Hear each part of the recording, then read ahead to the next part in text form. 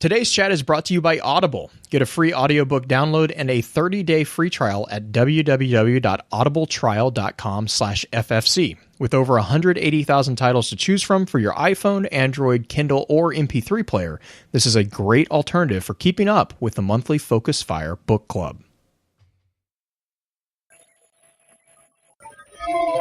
Welcome to Focus Fire Chat. Explore together. Welcome back for episode 109 of Focus Fire Chat, recorded live on November 16th, 2017, over on twitch.tv/FocusFireChat. Big shout out to our live chat here. Thank you so much for joining us for another evening. We're back in the farm this week, so thank you for joining us. This is your host, Blue Crew 86. Alongside me, we have the man who has who's been said to have the voice of a flower, but is also known as the what was it, Green? Is it the seer of the Rat Pack?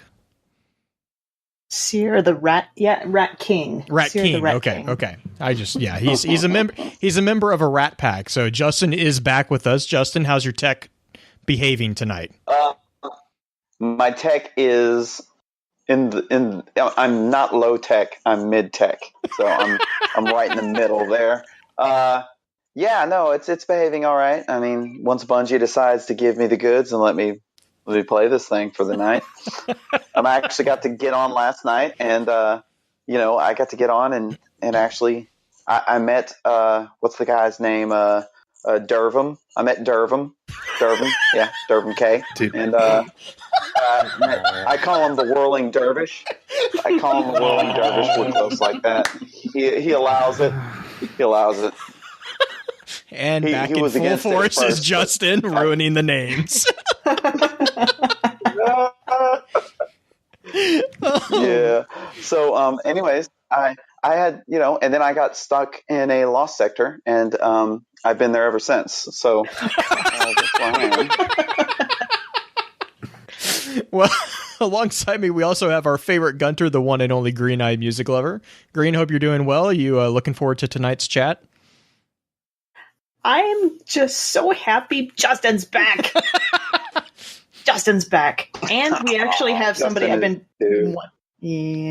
we also have somebody that I've been wanting to get on stream for a long, long time. Yeah, you and I both. So we'll get there in just a second. The next person that I've wanted to get on stream for a really long time, I mean, it's almost been 7 days, is our grizzly bearded lore master himself, Beard Grizzly. Beard, how are you doing tonight? I'm doing great. I'm definitely looking forward to being on stream with Justin, though. Yeah, this time. Yeah, because I know the last time the last couple times I was on for for guest hosting and everything, he wasn't here. So this admittedly could be interesting. I know. Yeah. Also, I have to ask, what crooner are you if you are part of the Rat Pack? Yes, this answer should be known. I think I'm actually I'm a little bit of all of them. I'm kind of smooth like Dino, I'm quintessential cool like Sammy, but I think I'm probably straight up Sinatra. Just to none of them were in the Rat Pack, were they? Crap.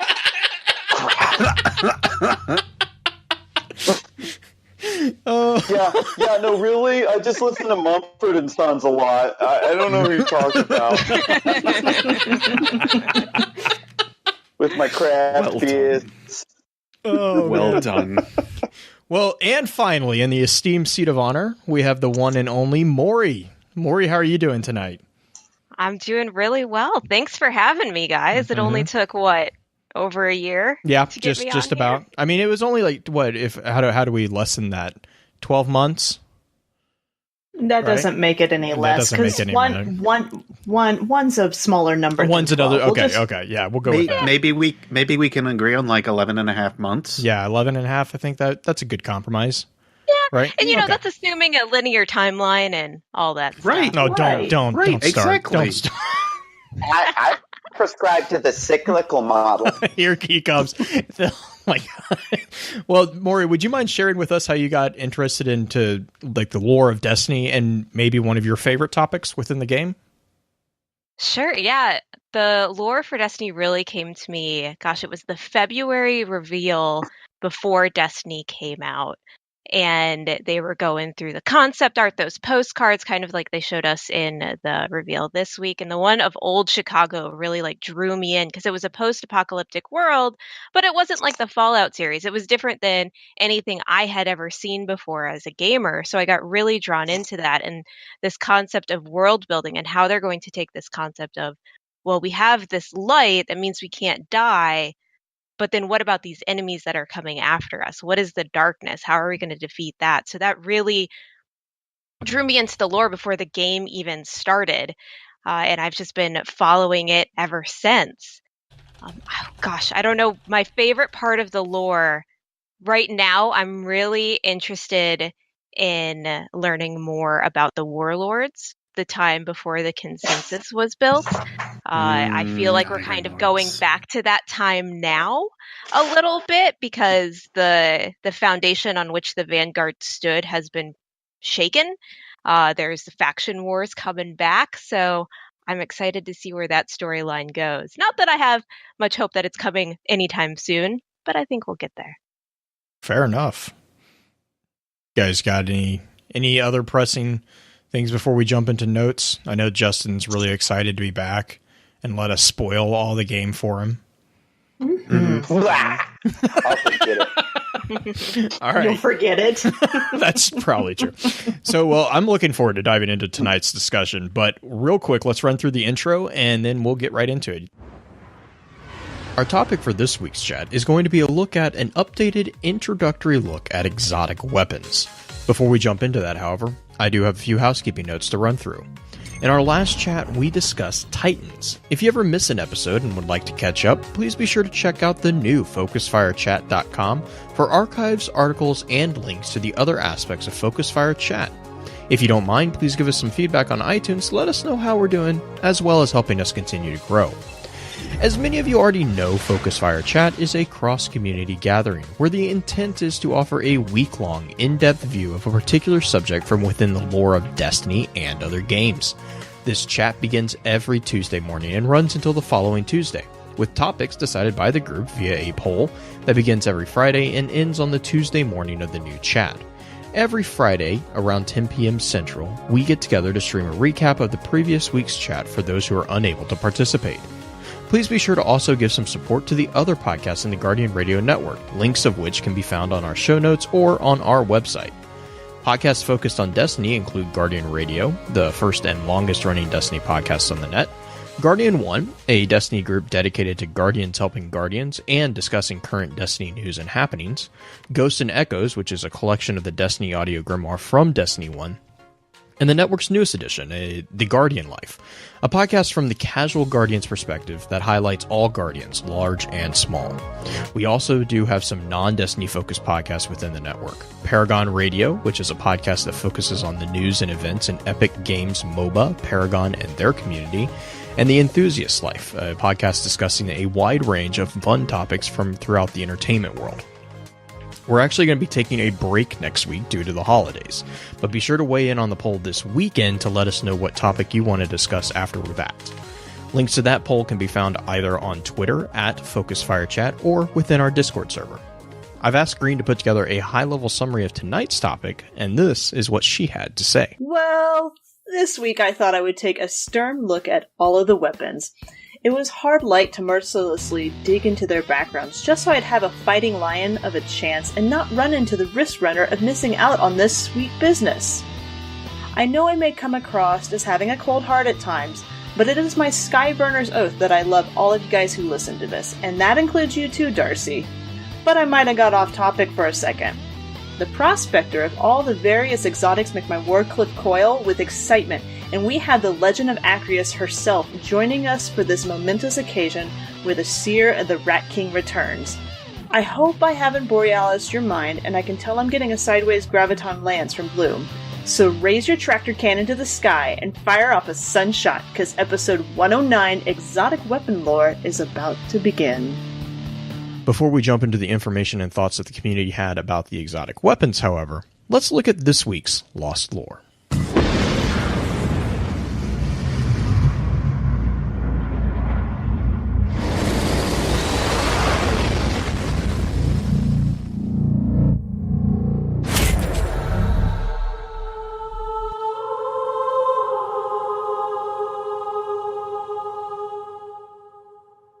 All right, so I think in kind of agreement, we're going to actually do a bit of a look at something that happened very recently, and that is the scene from the Osiris trailer that was released. I think the full trailer was released yesterday, right? That wasn't before that. The stream was the release of that trailer, correct? Is that? Yes. Okay. And it's actually in game now. Like it is. I know. Select it. Yeah, I was loading up for the chat tonight, and I saw the update, and then when you go to the director, it's right up there, and I was like, oh, what's this? So yeah, the full cinematic scene for the trailer is in the game. It's amazing. Justin, you can watch it. You don't have to worry about any spoilers. But let's see. The piece of it that I've seen quite a bit of chatter, not just in our Discord, but actually I know Beard in your Discord there was a bit of chatter, and on Twitter there was a lot of chatter, was about this scene that had Osiris in what appears, and Maury, I know we were talking about this a little bit beforehand too, what appears to be Osiris in the Vault of Glass. So this is kind of going to get into a little bit of spoilers. And I guess it's spoilers in regards to kind of one of the mechanics inside the game from the Curse of Osiris. So just a warning. I'll try to keep this brief so we don't take away from the full episode. But basically that was explained as being not the Vault of Glass in the sense of what we know to be the Vault of Glass, but rather it was a part of what was called the Infinite Forest, which was described by, I believe it was Christine that described it as a reality engine. So, Green, I know this was a part that you were really into. You want to steal this from me so I don't butcher it? Well, okay. So when Christine described it, because Deej actually asked her, is this the Vault of Glass? And she said, well, not exactly. So it's a reality engine that allows the Vex to test out their theories and see if they can win in a certain way or see what the outcomes are going to be. So in theory, our own Vault of Glass is technically part of this forest, which is kind of fun to think about. But okay. In theory, it's not like proven, and she says it's not the Vault of Glass as we know it. Right, because I guess I would argue just a little bit there, because the Vault of Glass that we experienced in Destiny 1, I would say, is not part of the Infinite Forest, because the Infinite Forest is a simulation machine. It's like a simulator. The way I picture it is kind of similar to Star Trek's holodeck. It's a place that allows them to explore potential outcomes for different events. And so it's an experimentation. Whereas the Vault of Glass that we experienced in Destiny 1, arguably, now, and this is where I think the argument kind of goes into opinion mode here, is arguably not a simulation. That was an actual event. Yeah, it's more like a server room. Well, no, but I mean, like, it's not a hardware thing. It's not a the events inside the Vault of Glass that our Guardian team experienced was not a simulation. The events that we saw in the Osiris trailer was a simulation. So it's that's the different Beard. So hear me out here. No, okay. I would agree so much that the idea that the year one Vault of Glass was kind of disconnected from all of this, like that was the quote unquote real Vault of Glass, because what even is reality with the Vex? However, what about the Age of Triumph one? Mm-hmm. Yeah, and that's where the hairs start getting split, I think, is because once you introduce the possibility of, I see in chat, yes, the danger room. Once you introduce the possibility of something like that, then that begs the ever-present question within this type of sci-fi is, well, what is real? Ultimately, what is the translation of what is real? Because now they can have the argument, now they have the wiggle room to say, oh, well, that's just a simulation. And the largest point of contention that basically exists is, how are the Vex able to simulate us? How are they able to play with us? And I know that I've seen Bife, I've seen Mylan, and a couple others that have kind of brought up this question already. And long story short, what I've kind of come to the conclusion of is that they are able to simulate us, but they aren't necessarily able to simulate our powers. And there then still kind of begs the question, how do we see these Guardians utilizing things like Nova Bomb and so on?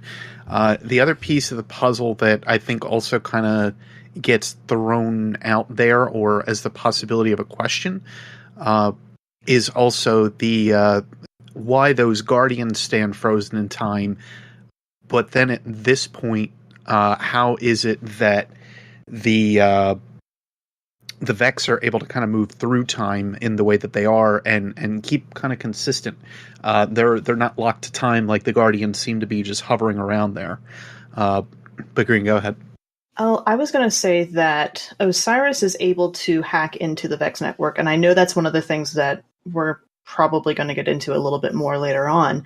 Mm-hmm. But with him being able to hack into the Vex network, the Vex are able to move through different time, or different times, I should say. So who's to say that yes, that is kind of a simulation thing, but that may be actually our attack on the raid captured via through time, and Osiris visiting it. So when we're actually going through the raid and fighting in the raid with our team of 6, which is what they had in stream, that could theoretically be the time that is frozen and Osiris goes through and everybody else.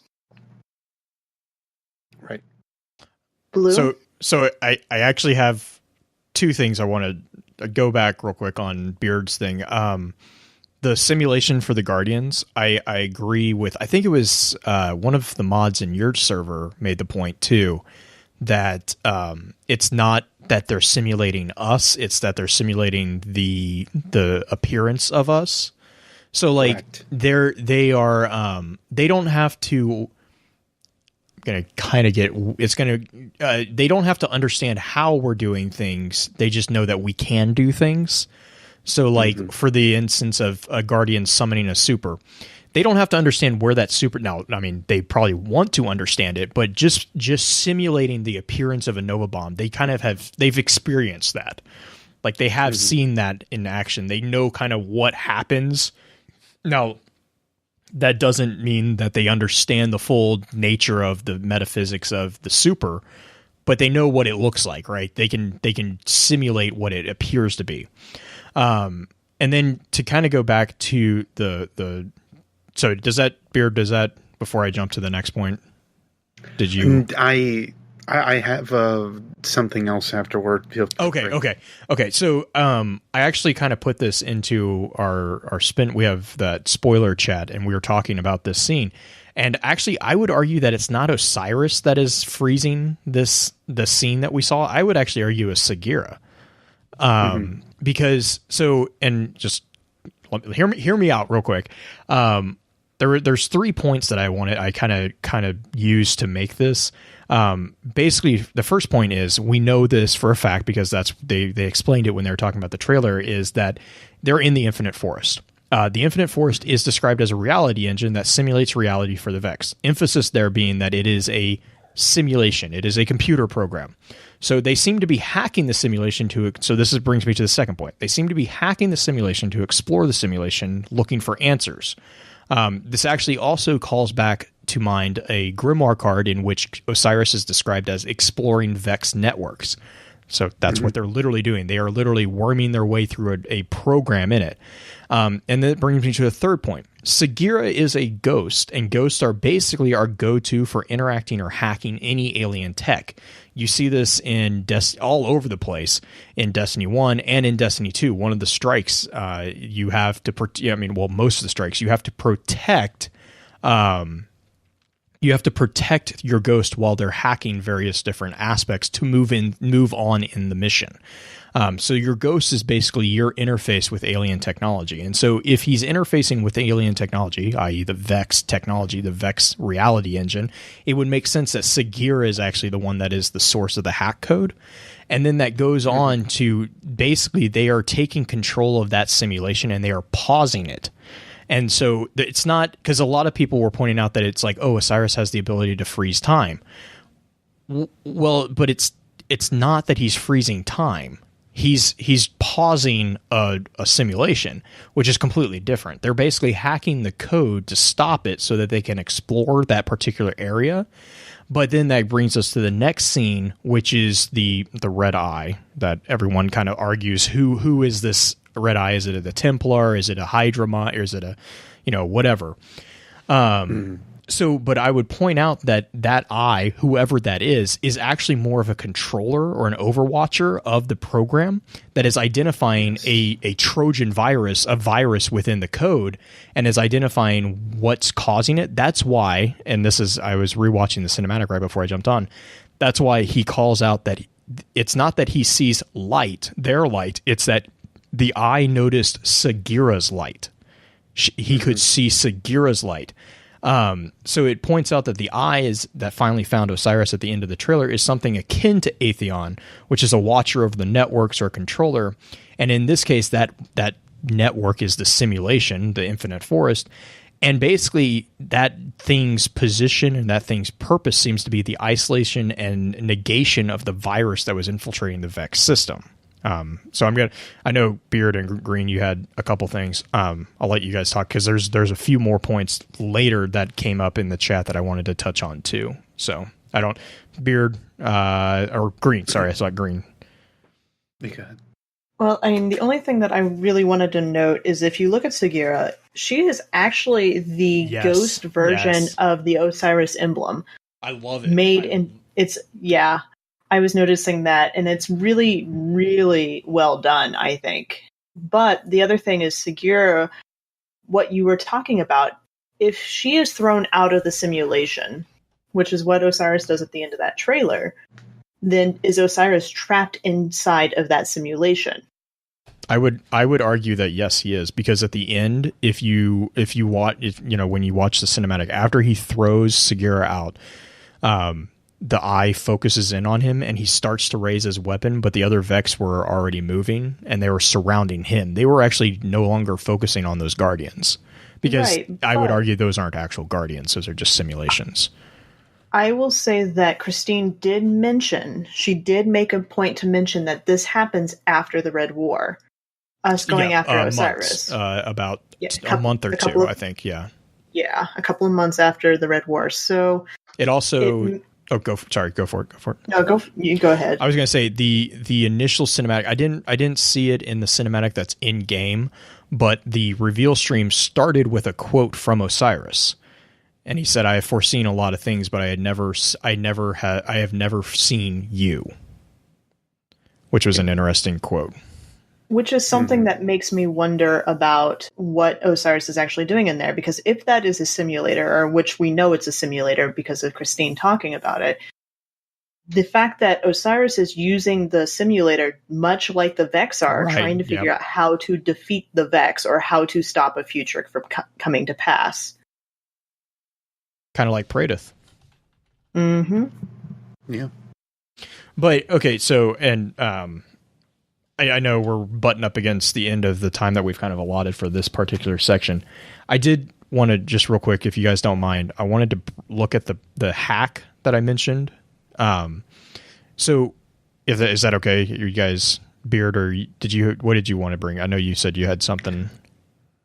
I'm going to say I can sum it up kind of quickly. I think it's the idea of perception as well that's still heavily in question because of the stuff that we have with the Pyramidion, with how Asher talks about the Radiolarian Lake and everything like that. The way that they see like a forest, or the way that they see differences, the trees. Like their perception of reality. And I know Pens has kind of brought it up a little bit through chat here. He's mentioned how none of the supers we've necessarily seen like actually pop off. They've actually just been like used, but they're not really there. So they have this idea and perception of what it looks like when we use it, but what about when it necessarily like leaves our hands, or how does it affect them? They don't understand paracausality. Right. That's Well, their biggest problem that they've had to kind of really master or work with, like with how it was with Oryx. It's the same kind of idea. Right. And I think that makes a lot of sense, it being a reality engine, because it's based off causality, right? If everything was causal, I mean, this is the biggest argument. This is actually a real life argument in philosophy too, is like, if everything is 100% causal, you can tell the future. Like, the future is predictable.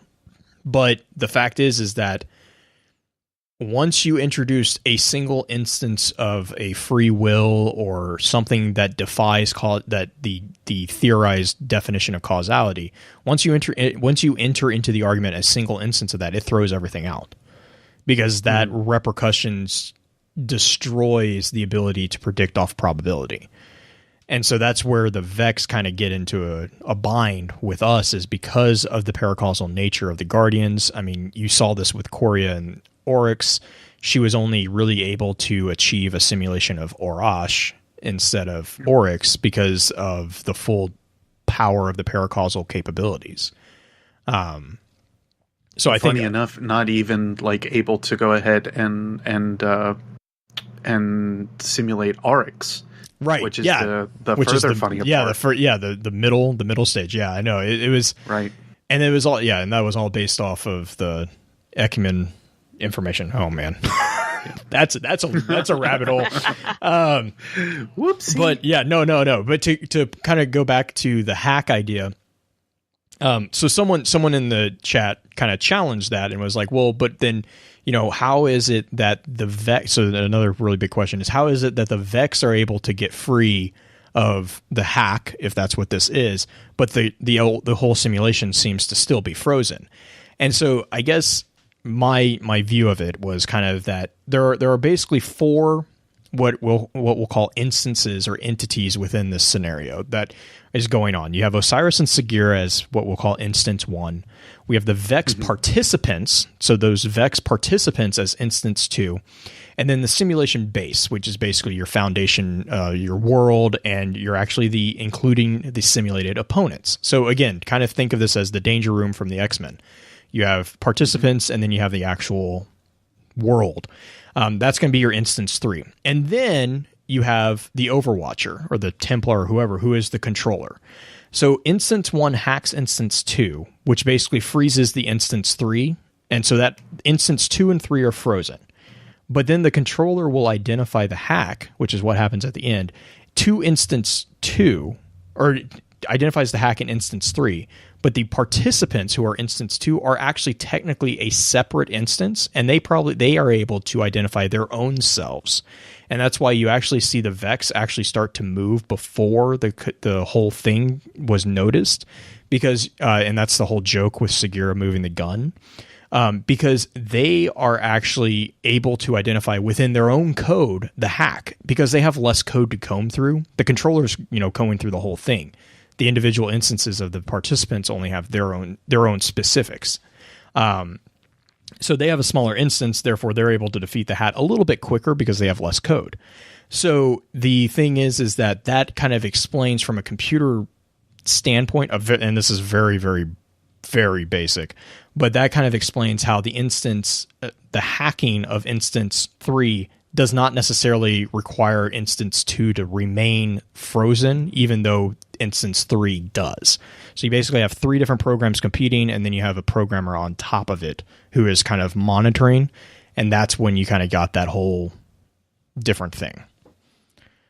I mean, it's basic ideas in computer coding, if you will. Right. It's following the same basic procedure that you will through like C or Java or anything like that. Exactly. So now that we have that as clear as mud, I know. Green ones. Here's the thing: if you guys have questions about that particular explanation, just let me know in Discord. I'm more than happy to. I'll send you my notes on that. Like, I'm more than happy to do that. So.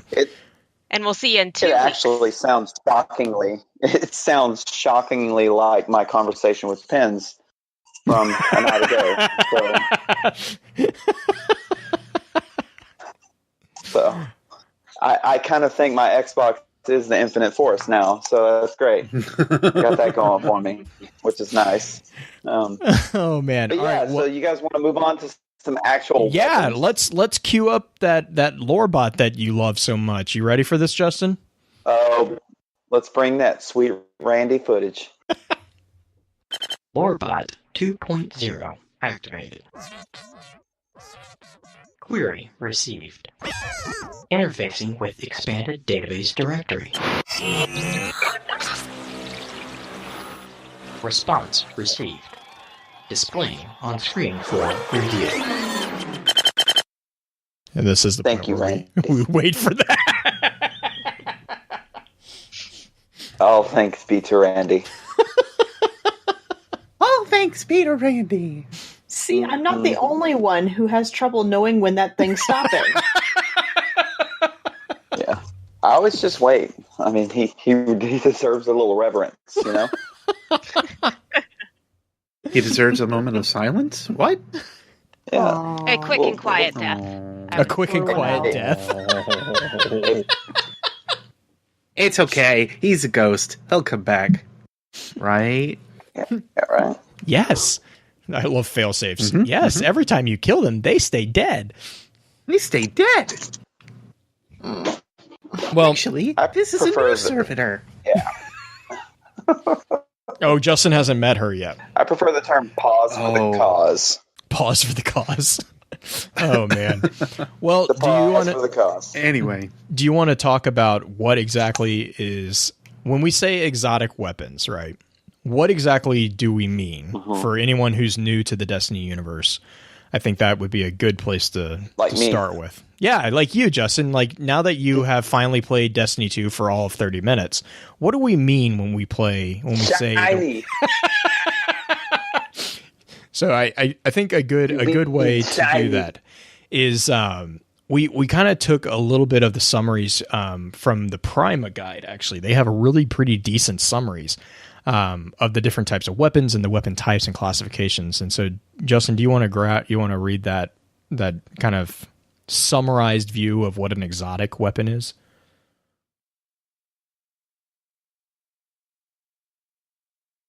Yes, no, maybe so. He's also muted. oh no. Just Randy got him. Bad day. Sad day. Sad day. Are you okay there, Justin? Nope. Muted. Oh, I hear background noise. I think his microphone just went. I'm good. Okay, you good? No. You want Okay. to grab the summary? Yeah. I can grab the summary. Just give me just a sec. Just stall, Blue. Just stall. Cover me, man. Cover me. Okay. Okay. So where were we? Exotic weapons are exceptional, highly coveted pieces of gear. They feature uniquely powerful perks. A Guardian can never equip more than one exotic acquired during in-game level 20 content. And they can be purchased from an elusive vendor. Zuh. Are recovered during engram encryption. And I take issue with because I've yet to. You're not even level. Like, no complaining. No complaining. Are we level shaming now, Green? Is that what You we're doing? haven't even gotten it installed yet. Is this where you want to be when the speaker comes back? Is this where you want to be? Picking on poor little old Joe? Should we tell him? No, you shouldn't. Should we tell him? You shouldn't. Oh You shouldn't. man. So You okay, shouldn't. so really quick, an exotic weapon is kind of what Justin was saying there is those are the ones that have the Shiny. gold icon, and yes, they are very shiny and they're usually very powerful. Usually is the emphasis. I emphasize that word usually. Because in Destiny 2 that Drake's is promise notwithstanding. Hey, now. In Destiny you take 2, that back. there's some arguments on some of the weapons. But if they're not universally powerful, they usually have a very specific purpose. I'm thinking right now of Skyburner's Oath, which Creed and I were talking about the other day. There's very specific uses in which they are very powerful. And it's usually, and that's where a lot of times I've heard a couple people being like, well, why can't we have more than one exotic thing equipped? And that's why, is because in order to keep the power a little bit balanced, that's kind of the trade-off. You get a super powerful weapon, well, then your other weapons are going to be not as powerful. Same with the armor. But focusing on the weapons real quick, do we want to, Green, what are your thoughts? Do we want to jump into the classifications, or should we take a break real quick for the mid-roll? I think considering that you have the classifications first, and then we have like 40 minutes supposedly slotted for the last bit. I say supposedly because it's never going to be 40 minutes. Let's go ahead and do the classifications and then do a mid-roll before we jump into the actual breakdown. All right, sounds good to me. So what we'll do is we started off with a breakout of the high level, which is the rarity. So that's what Justin was just talking about with the exotics. So that's what classifies as an exotic. Next, I want to kind of break out the different types of weapons that we're going to be talking about. And I think what we can do is I'm going to read again we're going to read some summaries of the different types. These are called types of weapons. And I've also kind of noted here that there's different numbers of types. Now, none of the exotic weapons, there's 19 total in Destiny 2 currently, and we don't have none of the types have more than about 2 in each of them. So we're going to start off with the auto rifle, which is basically an auto rifle is a weapon that may have a problem with stability because these weapons tend to have pronounced recoil, but they are fully automatic, enabling you to hold down the trigger and pump bullets into a foe while giving your trigger finger a rest. They are well suited to mid-range combat, and of the exotic weapons, we actually have 2 auto rifles. The other, and actually, let me take a step back before I hand this off to Green. There is one other classification that we need to really touch on briefly, and that's the different types. In Destiny 2, we have kinetic, we have power, and then we have energy. Sorry, I got those backwards, didn't I? Kinetic, energy, power. There we go. Yep, there you go. It's so much more difficult than primary, secondary, and heavy. But anyways. But so much cooler.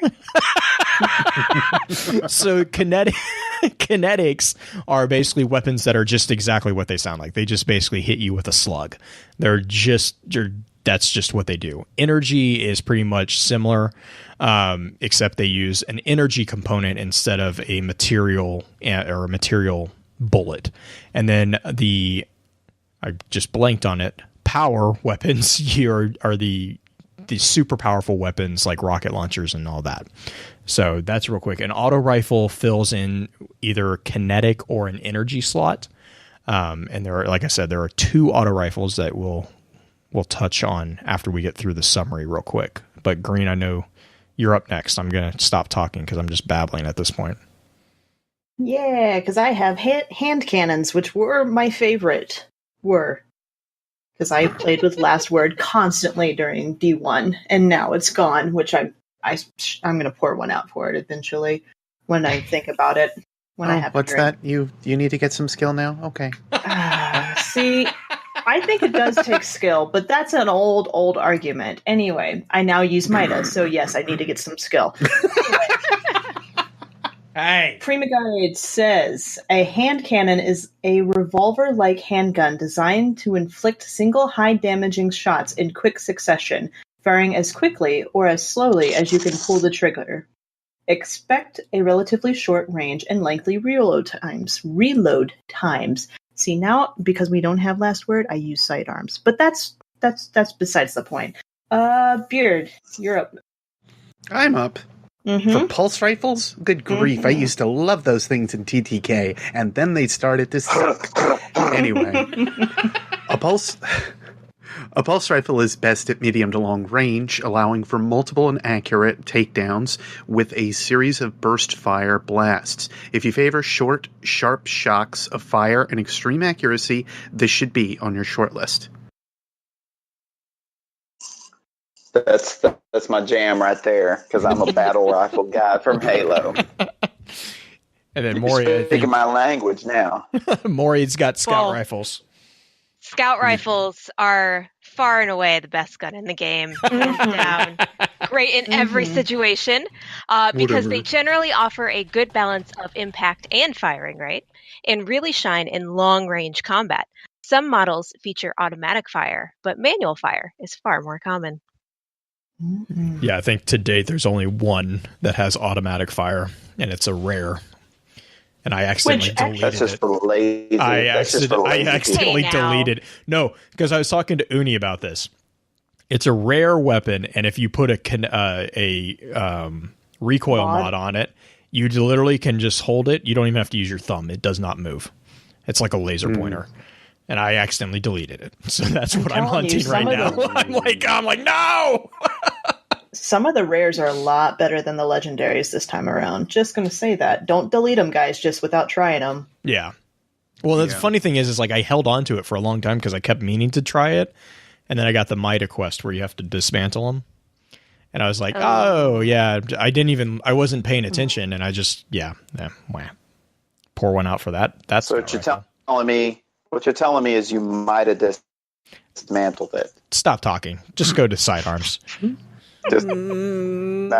Okay, sidearms. Okay. A sidearm may be overlooked, but at your peril.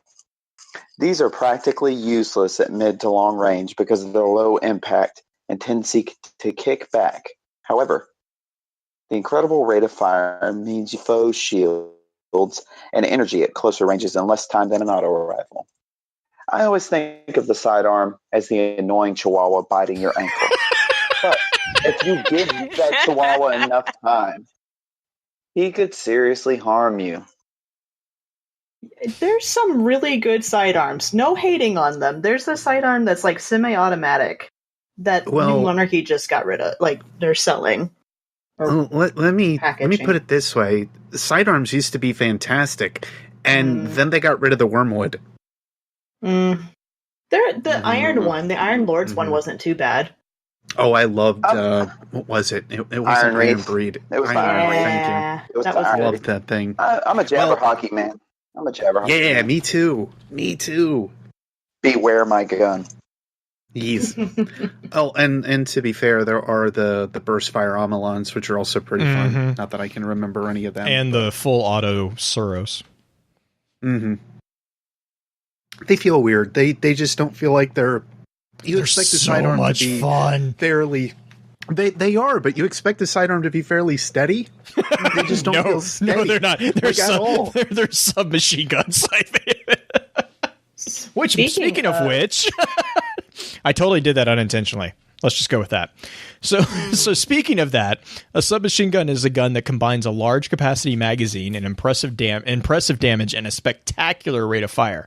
It's excellent for short range combat and crowd control, though ammunition expenditure can be severe. And if you're looking for something that's steady, it's not that. This is not Atheon's epilogue. Depends.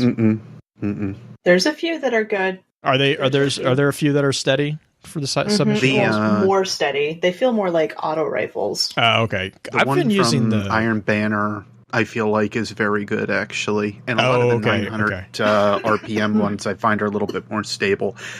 Decidedly not Mida Mini. Mida Mini goes all over the place. It does, but I use it because of the added mobility. I'm like, it's really hard to argue with it. I just don't ever use it. Bibble just said in chat, Antiope D is probably one of the strongest. If nothing else, the clip is a little bit of a problem. But well, and if you run double submachine guns, now that we can, like Mr. Fruit's been doing, you can actually wreck shop in Crucible. You also can make machinima that way. Yeah. Submachinima. Submachinima. See, okay. I did the pun thing because I knew it'd make Justin happy, but then you woke the beast. and I also upset Beard because now he's grumbling every time we make a pun. Like, okay, I fear I love. we may have awakened a sleeping dragon. Oh, is this where we're going with it? No, Is that no, what we're doing? no, we're not going with it. Let's trace our ways back here.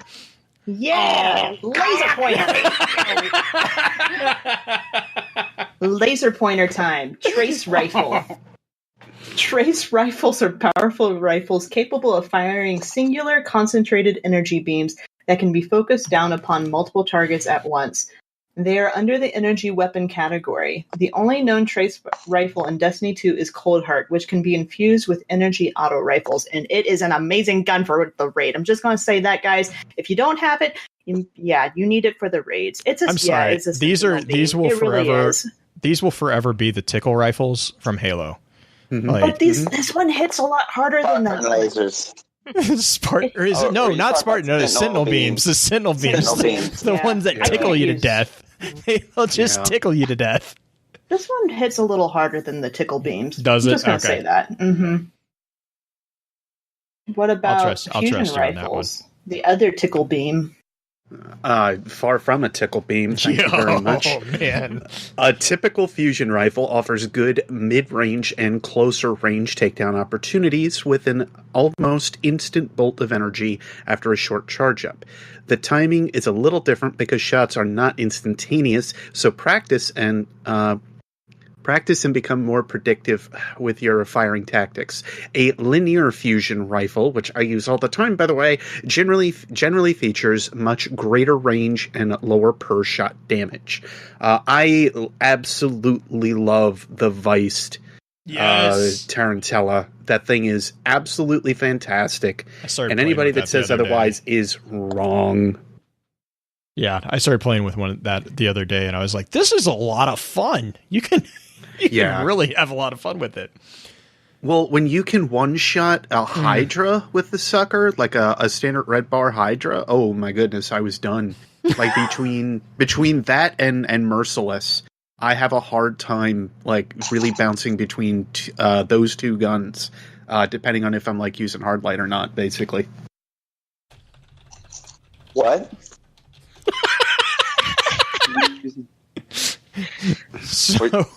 We're using hard light? That's where we're at? So speaking of timing, let's talk about grenade launchers, I guess. Oh, man. So grenade launchers, the things that kill Mori every time she shoots them. A typical grenade launcher allows for and requires indirect fire. At maximum range, the weapon can be aimed well above the target area. Trajectory, people.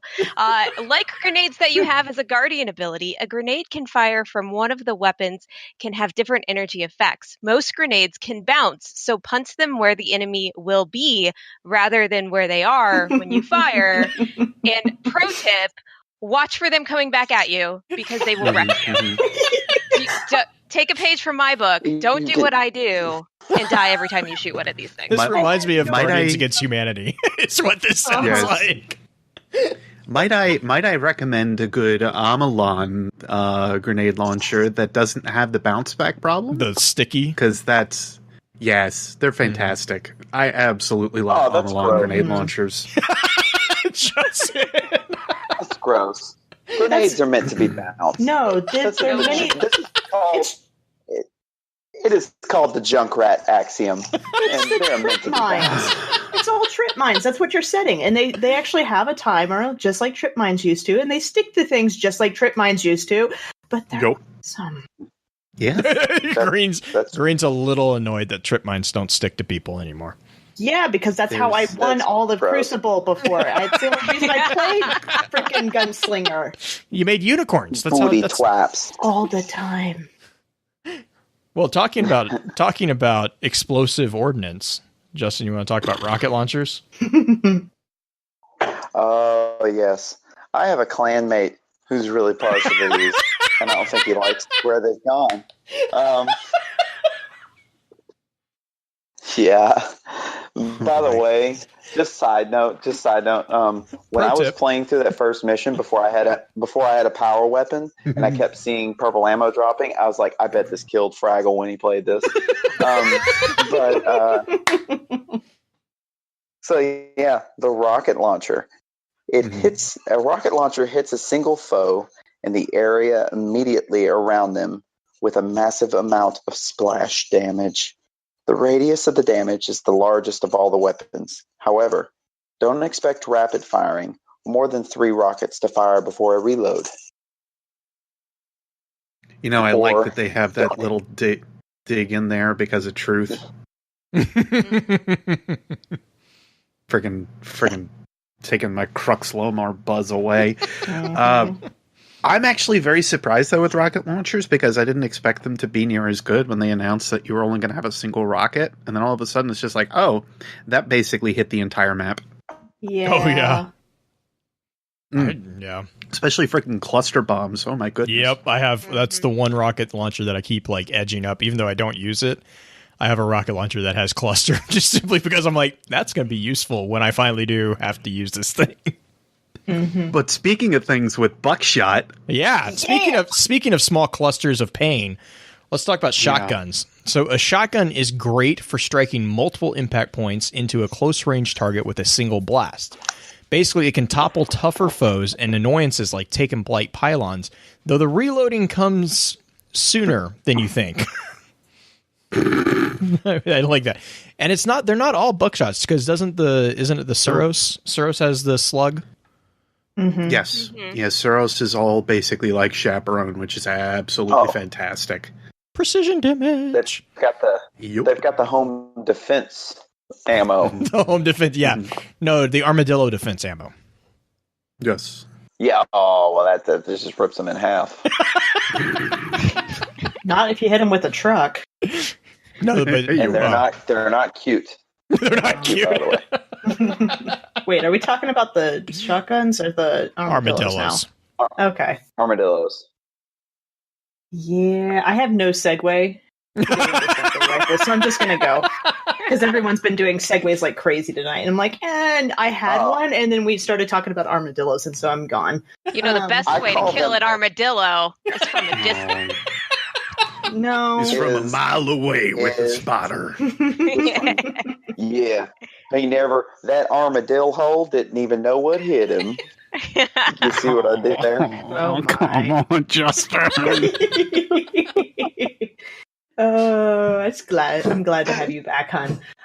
Sniper rifle is one of the few weapons that must be aimed to be used effectively, though you can fire without the scope during chaotic close combat if you're panicked, which is me all the time. At all other times, this inflicts catastrophic damage if you hit it on a single target from long range. Look, you can still deal catastrophic damage to a wall. If you That's basically how all of my rounds go. That is what happens, so I understand it. They're so bouncy now. This is called Justin They are. Strats. This is called Justin Strats. They've actually talked about flinch. Repeats. Yes. Yeah, they've actually talked about flinch, though, and I know that's a big conversation right now being had with the Crucible community, but I kind of highly agree. It's one of those few times that I'm like, I used to be able to use snipers now and again. I can't. I just can't in this game. Yeah, there's no more 1,000 yards. What is it like there. if you don't hit your first shot, you're done? Is it that type of deal? You basic against a drag, yes. Yeah. Although and I've then if you're had a lot of fun with D.A.R.C.I. lately. D.A.R.C.'s fun because she's probably the most stable out of all of them, realistically. But that's because she has a really good personality. Yeah, that's also fair. You know what else has really good personality? Shax, because he stole my raise lighter. And that is exactly what I'm going to talk about. I was wondering if you were going to go off on this. He's going to talk about swords. I may have assigned this on purpose. Oh, did you? A sword is a rarely seen weapon, usually rewarded for completing a lengthy and difficult mission. It inflicts exceptional damage when aimed at a single foe, and it can also be used to block incoming enemy damage. Your perspective changes to a third-person view when you're wielding one, so get out there in the Crucible Guardian and give them hell. Or give them back to Shax. Or just give them back to Shax. Yes, exactly. You know what, Beard? Sometimes I just like to use the handle. Well, oh my God, see, honey, Green- that's Green the was- worst way to actually hit something with. Okay, it's just the worst way. We were running That was Crucible. called snow coning. And you don't have the hilt Yes. anymore. It's so sad. You actually It's still have the weird. sword. Or you're like the guy at the Olympics passing the torch, but you're really angry because it went out. See, okay, last night, Blue and I were playing some Crucible with Ben, and we got on the map that has the Cabal launchers on it. I can't remember what it's called off the top of my head, but got into a pretty good flow, and I got killed right after getting some heavy, and so I just still had my sword up, and I came up on this guy and beat him down with the empty sword. This warlock, who had no idea what was happening, who could have easily killed me, just beat him down and went back. Anyway, it was great. It was good times. It made me feel like... We just hear laughter, and all of a sudden she comes just pelting around the corner. She's like, I just killed someone with an empty sword. With an empty sword. It's like the time I killed the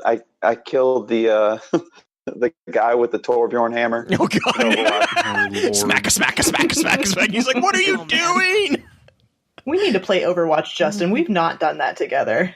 Especially with the new, what is it, Moria? Moira. Moria? That one. Mori? Mori. Oh, Or just her definitely name. not me. Her Her name's I've Mori. never played Overwatch. No, the new I character. know. We're calling her Mori. That's just easier for everyone. No, That's it's fine. As it's long as I get Moira. royalties, I would like a payment every time. Yeah. It's Well, you are Moira. royalty. It's Moira, guys, Moira. from Moira Darling from Peter Moira. Pan. Oh, So Mori. More Okay. of the darlings. Yes, Never friend. mind. Well, let's take a break real quick. Like we said, we're gonna we ran through the classifications, and before we jump into the specifics, I want to take a break real quick and say just a few words about the sponsor for this episode, which is Audible. And so as a part of the Focus Fire chat community, you might notice that we have a monthly book club. And as many of us don't really have time to sit down and read an actual book, a great alternative can be found over at Audible. And so the FFC team would like to offer you a chance to try that alternative out by offering you a free audiobook download with a free 30-day trial to the service.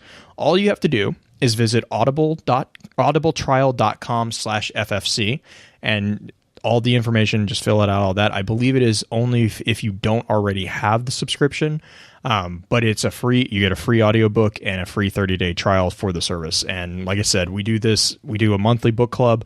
I think next weekend will actually be the poll for the next book. But this month, Yes. for example, we are doing the first in the Death World trilogy, which is an amazingly really short read, but it's one of my favorite because you guys allowed me to choose. Mm-hmm. We let Blue choose this. It was month, an 'cause amazing- You guys let. What were you thinking? They were very nervous, and then they found out that I have really good taste in books. I mean, it's just a I fact. thought he was going to pick the next book in the Stephen King Dark Tower series. Dark Tower series, which I have it downloaded. I just haven't been brave enough to crack it open because if Ray is still there, I don't want to. Wait, the next one that we would be reading is The Wastelands.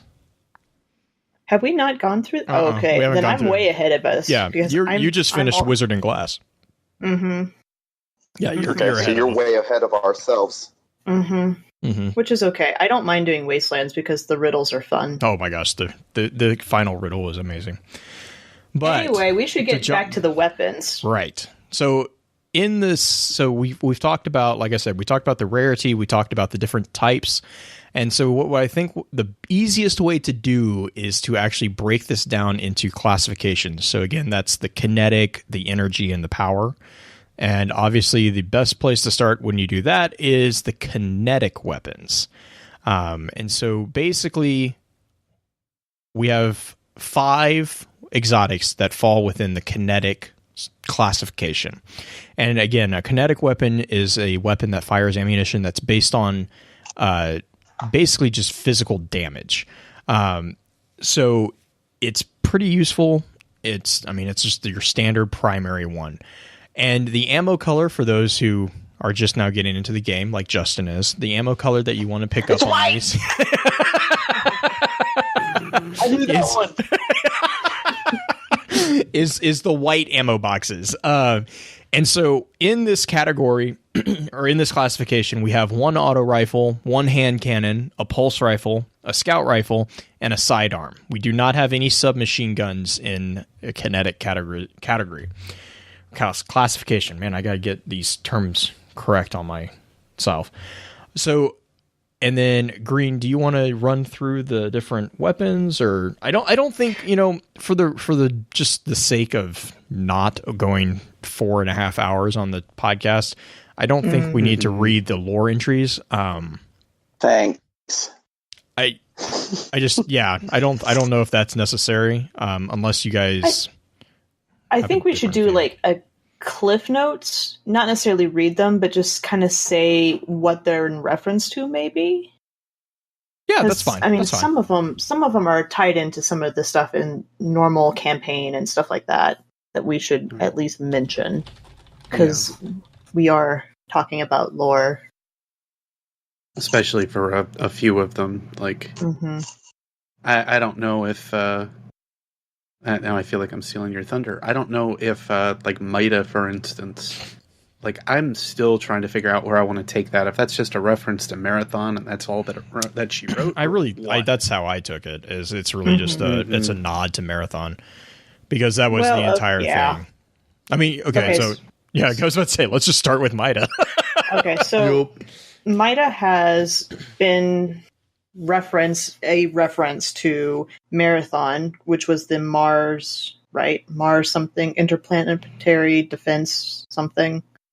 It's Martian Interplanetary Defense Alliance is what MIDA stands for. Now, in the card or in the lore entry, they talk about how it, there's a curse word. A revolutionary government named MIDA. Mars is damnably arid, perhaps. So, if Shax is like guessing what MIDA means. Oh yeah, his definition of the acronym. Yeah. But that's very good. Yeah, there's some humor in these. But you gotta love Shax with how he likes to just throw it out there. Well, and the funny thing with Maida is that in the lore entry on that one, he actually uses the fact that it's not from this timeline as a defense against Zavala. He's like, you don't have the right to tell me what weapons because it's not even from this. You have no authority over this. So you're not going to make me turn back things for Suros. You're not going to make me do this, that, the other thing. But you know what? This thing isn't even from our own time period. So shut up. It's an interstellar sextant or a troll smasher. Oh my gosh! Yeah. Yes. Okay, so we have Maida. What about Justin's favorite? His namesake, Vex Mythoclast? Vex Mythoclast. Rat King. Destiny 2, Justin, not Destiny 1. Okay. Well, we're bringing Maida and Hard Light back. I didn't know what to do with my troll sextant. Maybe you need some directional help with that, good sir. Yes. But let's move to the King of the Vermin. You? Wait, what? Well, yes. Oh, whoa. Yes. Whoa. You made that really easy. There. You made that super easy. I don't even feel bad. Nope. No, okay, well, I kind of feel bad. Yeah, you can. Okay, anyway, Rat King. So I'll have to say, I thought the Rat King lore was pretty interesting. And I know we're not reading the full cards here because we don't have time, but y'all can look it up on Ishtar.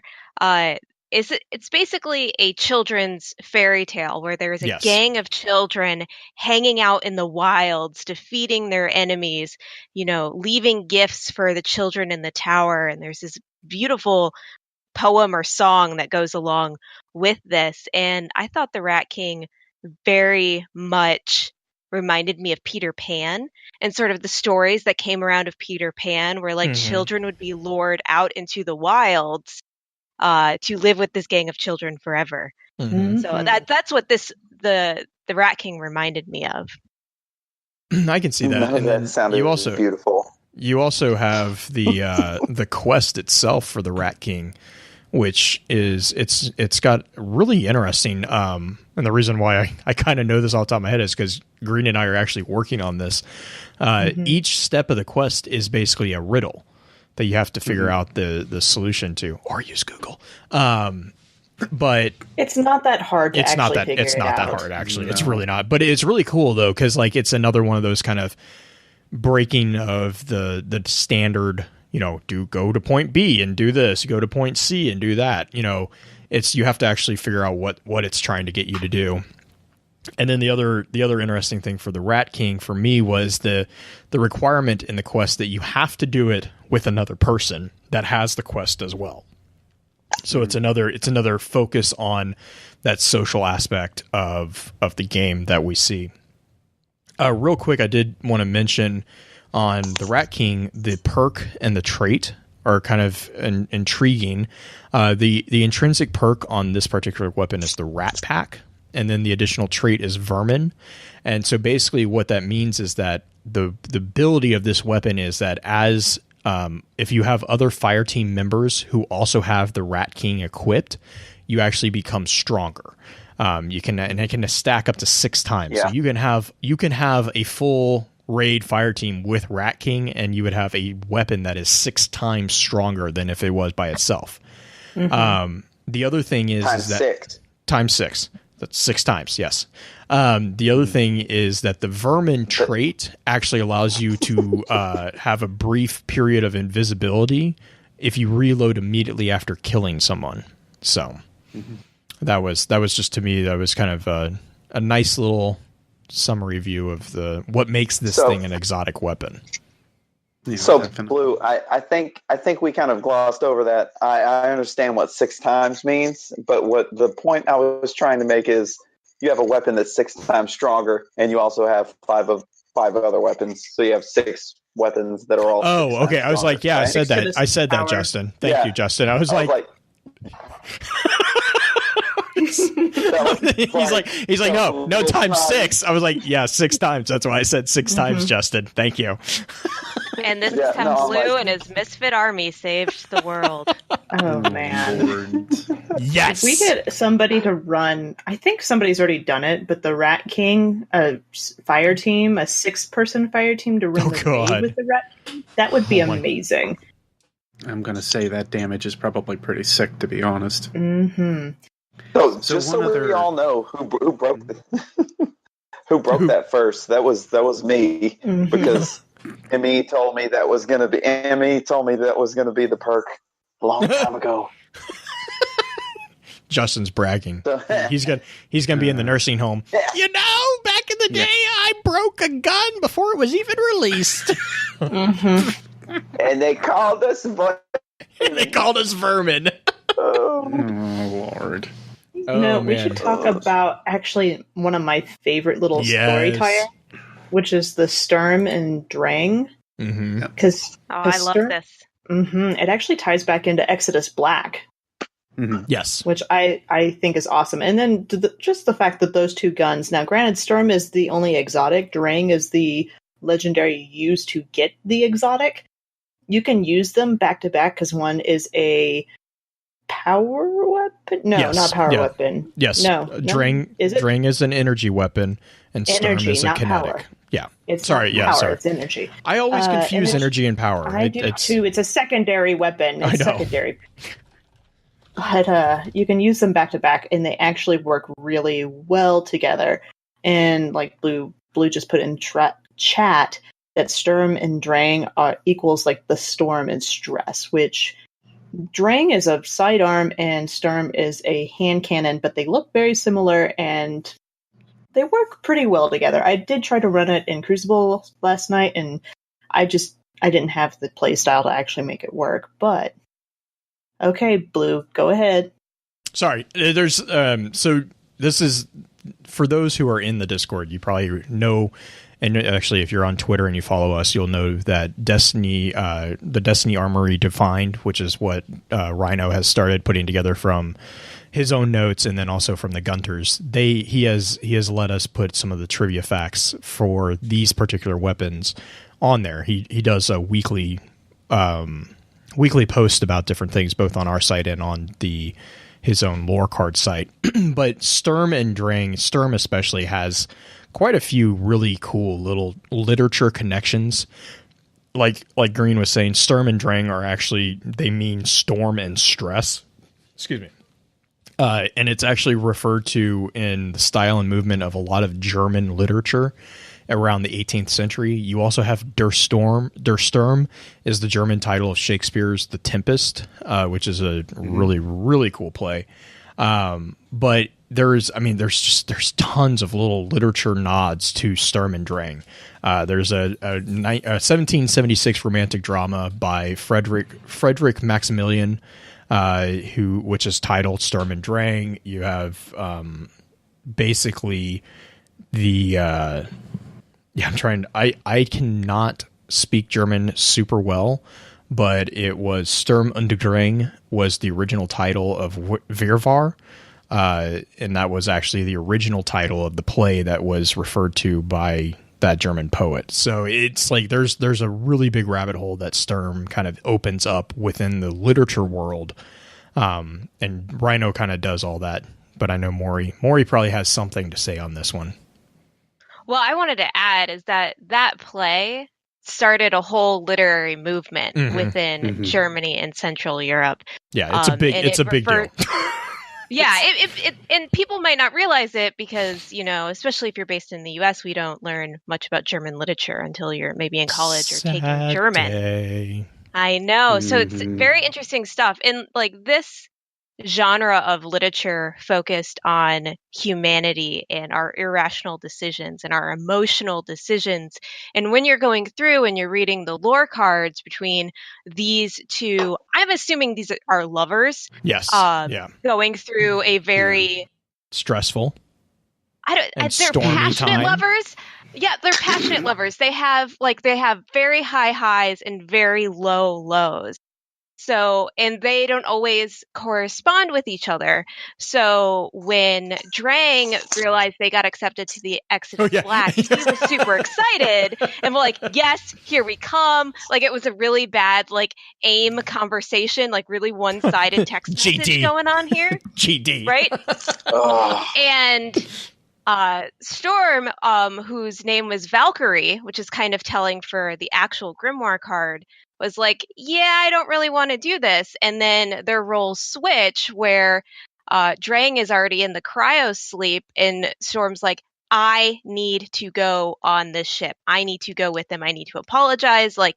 So it's a very interesting love story that I'm really disappointed ended with Exodus Black.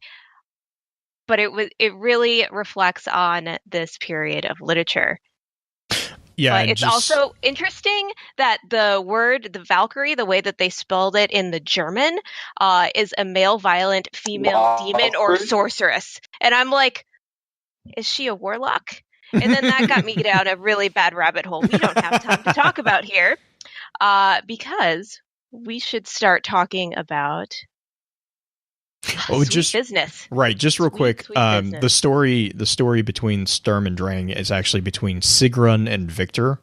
Victor is the man, and then Sigrun is the woman who is the one that kind of was like, I don't want to go. No, I want to go. And yeah, I kind of got the feeling that also see.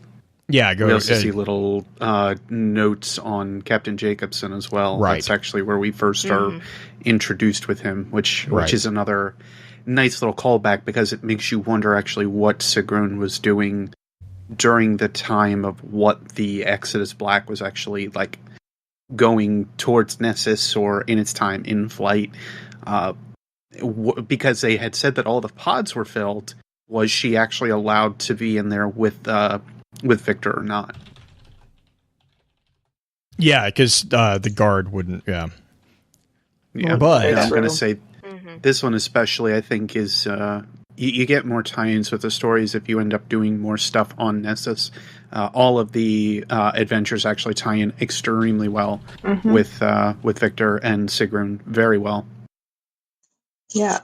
Since we're doing just kind of a brief overview Yeah, I on know. all of these. It's really hard to do brief overviews of some of these. I know, and I'm trying my hardest to help. It's the most challenging thing there is to do.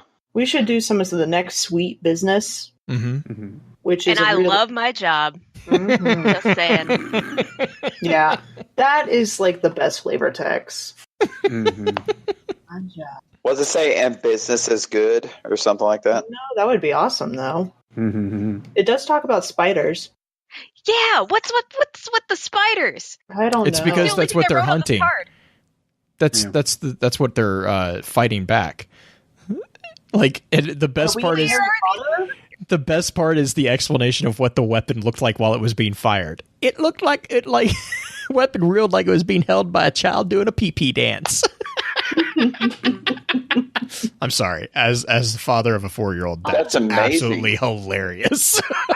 Because I've seen that dance. I want you to read this for us. What's that? I'm almost to read this for us, but I'm still confused about the spiders. Like we've never seen spiders in Destiny, so I'm starting to think of early dregs with 4 arms. My interpretation of that actually is it's quite possibly the Fallen. I know that they crawl on the wraiths, their forearms and everything. It's just kind of similar in that respect. They're also called the spider, like those spiders by Cade, I think, and some of the and they're referred to as buggers. Yeah, they're bugs in general. Because that's that reference. Anyway. Well, no, yeah, that's it. Yeah, really. What was that book that referred to them like that? I think it was one Justin wrote. Because that's where Aphrodite, the bug huggers. Yes. Aphrodite. But on Sweet Business, real quick. Sorry, actually, I forgot to do this with Sturm. The perk and the trait is the intrinsic perk is Accomplice, and the additional traits are Storm and Stress. Basically, they synchronize with each other. So you have a linked legendary, like we were talking about, and the perk basically says if you kill with Sturm, it reloads Drang, and if you kill with Drang, it reloads Sturm. And then the trait is basically kills with Drang will actually grant bonus precision damage up until the next reload, which if you've done the quest for Drang to get Sturm makes even more sense because half of that quest was killing things without reloading. So there's that piece. Sweet Business has the perk Payday, and then additional traits Business Time. And basically the perk is a large magazine with an increased hip fire frequency, and then the trait is you hold down the trigger and it boosts the weapon's range and rate of fire, as well as automatically loading ammo pickups into the magazine. So yes, it is like a slightly more universal version of Super Good Advice. I think it's a better. No.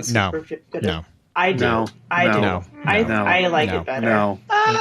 Look, let's not get carried away. Look, can Sweet Business talk back at you? Are you Pahanin? Do you know how these things work? Okay, I didn't think so. As far as the lore goes, it's not as good, but I don't know. Super Good Advice and Vault was just amazing. It was amazing in general. Yeah, that's true. I love that. I love that one. But let's jump to one of my favorite ones. I know Maury probably will roll her eyes at this one, but the Vigilance Wing. It's the pulse rifle, and this is the one that if you played Destiny 1, you will probably recognize. It was kind of one of the big things that you hunted down for in Trials of Osiris at that time. Reason I never got it, but it's really, really pretty, really, really shiny, unless you get the really cool ornament called Book of the Dead, which, by the way, is on sale. It's on sale this week. It's amazing. Which I already have. So cool. I'm like arguing with myself whether I want to spend the dust to get it. But I believe it was the very first ornament on sale because I got it the first week. oh, was it? Yeah, I think they're back on like rotation at this point, just to round out everything. But. So you're talking. I'm not a big fan of pulse rifles in general, but this thing actually nearly did. It put up a good fight trying to convince me to play with a pulse rifle because this is basically a 5-shot pulse. The perk is Harsh Truths, and the main trait is Last Stand. And what this weapon does is it fires a 5-round burst. So instead of a 3-round, it fires 5. And then if a nearby ally is killed, the wielder gains health regen and increased movement speed. And then on top of that, the trait gives improved weapon performance when you are the last living member of a fire team, which was a perk that was also in Destiny 1 for all of the adept weapons. Is that correct? I did not finish Trials of Osiris because I got to get good. Okay. I finished it many times. I finished a lot of cards. Yeah, Finished a lot of cards. Lighthouse. We just won't tell you the condition those cards were in. No, they were all accepted. They were all finished my bounties. All right. The lore behind this one card is basically talking about how the lighthouse remains lit, which again is a nod to it no longer being Trials of Osiris, it's now Trials of the Nine. So that's kind of, it's been carried on. It's basically a conversation from Brother Vance, and he's explaining that the reason why they have given out this weapon is so that you may learn and you may have a testament to the resolve of Osiris, and you know this encouragement to never give up and never lose your way and all this stuff. So it's a nod to basically say, you may not, he says, you may not know the legend of Osiris or ever dared our trials, but should we call on you, will you honor the heralds who earned this weapon's honor and continue the hunt? Which, come December 5th, yes, we will. It's also if you we have to. Wow. Just get the ghost shell and just deal with it, all right? Come on now.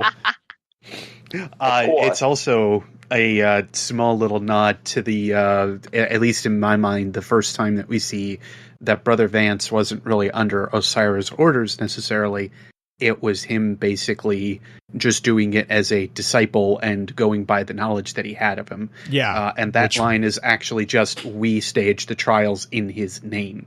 It doesn't necessarily imply that Osiris had anything to do with them whatsoever. Which they backed up in the stream when they said that's. Mm-hmm. I love that. I love that part where Osiris was like, I really didn't want the celebrity status. Like, I really I'm not a fan of this at all. Well, and in a way that kind of helps out with the way that he's kind of put together. It gives me a little bit more respect for him too, because it's just like, okay, maybe he's not quite as stuck up as I thought he was. We will accept it. All right, you want to jump into energy weapons? Next. Get some energy on this train. Starting with the coldest of the cold. Yeah. Let's do the Borealis. Oh yeah, we have to talk about that. No, that's a power weapon. Why is that's a power weapon. Oh yeah, I jumped. Weapon. Cold Heart. God, man, sorry, I jumped. Sorry, I was like, wait, what? Wait a minute. I jumped. I'm sorry. So Cold Heart. She time jumped. Yeah. She time jumped. Give her. I've already played the Osiris DLC. Just give me a break. God. I'm going to say Vex Network already took over, apparently, in FFC. That's about what's going on tonight. I talked to Christine about it. It's fine. That's fair. I'll just. So Cold Heart. Yeah. So the giant laser pointer. Mm-hmm. It's an Amalon weapon. Mm-hmm. Which sounds about right. They've been practicing to make this gun for a long time, it seems. And it's Amalon has perfected the art of salvaging Golden Age technologies. So I think that's a direct reference back, the fact that they're pulling this from Halo, essentially. Mm-hmm. Something close to it, yeah. And generating a biting sub-zero temperature. You are shooting Mr. Freeze's gun at them. Except its arc. Yeah, can we just get that disappointment out of the way, like right now? Just the fact that it isn't a cold weapon, it's arc. Okay, considering that they would have to make all new stuff, Disappointment. I know. It would just the implications of everything they would have to do to add cold as its own deal, and not to mention the fact that that's not a power. Cold is the absence of things. Yes, you know what it's called? It's called plasma. It's not okay. It's not. Oh my okay. gosh. So anyways, the perk and the trait are cold fusion and longest winter. And the perk basically explains where the cold name comes from. It shoots a steady cold fusion powered laser. And then the trait, the laser does exponentially more damage the longer it is held on a target. And Maury is changing her name and confusing everyone. But yes, what do you got, Maury? This is like the 6th time I've changed my name. I haven't been. Yeah. I've acquired more royal titles sitting here than I have in the last 2 weeks. Which is amazing. So I have a question. I am off my game. This is going to be a general question, and y'all feel free to laugh at me for being a casual lore noob. No such so thing. this card says we didn't find Justin's cold here. heart. We made it new. We created it. So it's post Golden Age. Mhm. Are there any other weapons that are truly only post Golden Age No. that don't incorporate Golden Age tech? No. Hard light No. isn't Hard light No, incorporates it incorporates the polymer concept from the Golden Age stuff. Okay. Yeah. So like the benefit, the big thing about Cold Heart is that this is 100% city done. Like this is 100% our age. It has, I mean, like they learned from the Golden Age tech, but they did not use any repurposed Golden Age tech in making it. And that's the big thing about it. Hideo's a big fan of Amalamalon. Mm-hmm. Got it. Mm-hmm. Even though he doesn't necessarily utilize their weapons too much, like Suros is what he ends up like backing quite a bit. Oh, Meanwhile, you've got FWC that actually utilizes Amalon more often. Yeah, there we go. I got a fellow in here. Y'all can shut up. Hey, I have a fellow in here too, so it's fine. There is only one faction that actually saved the city, that actually cares about the people and the well-being of all under the Traveler. Yeah, it's called FWC. Y'all could have listened to us. Yeah, we told you. So before we get too carried away with all this fighting, let's talk about the actual fighting lion. What about that? What about Wei Ning? What about Wei Ning? Faction What? was Best person ever? She gave people hugs. She did give people hugs. Yes, so they Fighting Lion. They hugs. Fighting Lion is actually a power weapon that is considered an energy weapon. So it is a grenade launcher, but it is considered an energy weapon. And this is actually this one has so much fun. But the perk and the trait is delayed gratification and then thin the herd. And what the perk does is basically say that projectiles will bounce off surfaces and hold the trigger and release to detonate. And then the trait is direct hits with the weapon do more damage to shielded opponents, and then rapid kills against grenade damaged enemies will refill your magazine. So that's the intrinsic perk and the trait for the exotic weapon. The lore behind the Fighting Lion is this is where we actually learned that Wei Ning not only was really good at punching things, she actually made a few things. Though she only made them because her ghost challenged her to make them, it sounds like. Also because of Ariana 3, but anyway. Right. Well, because she was like, oh, so... I love that. You mean I could understand Ariana better if I make something? I took it more as like, oh, so like you could build the machine in the image of your strength, just like she was made in the image of a woman. And Wei Ning's like,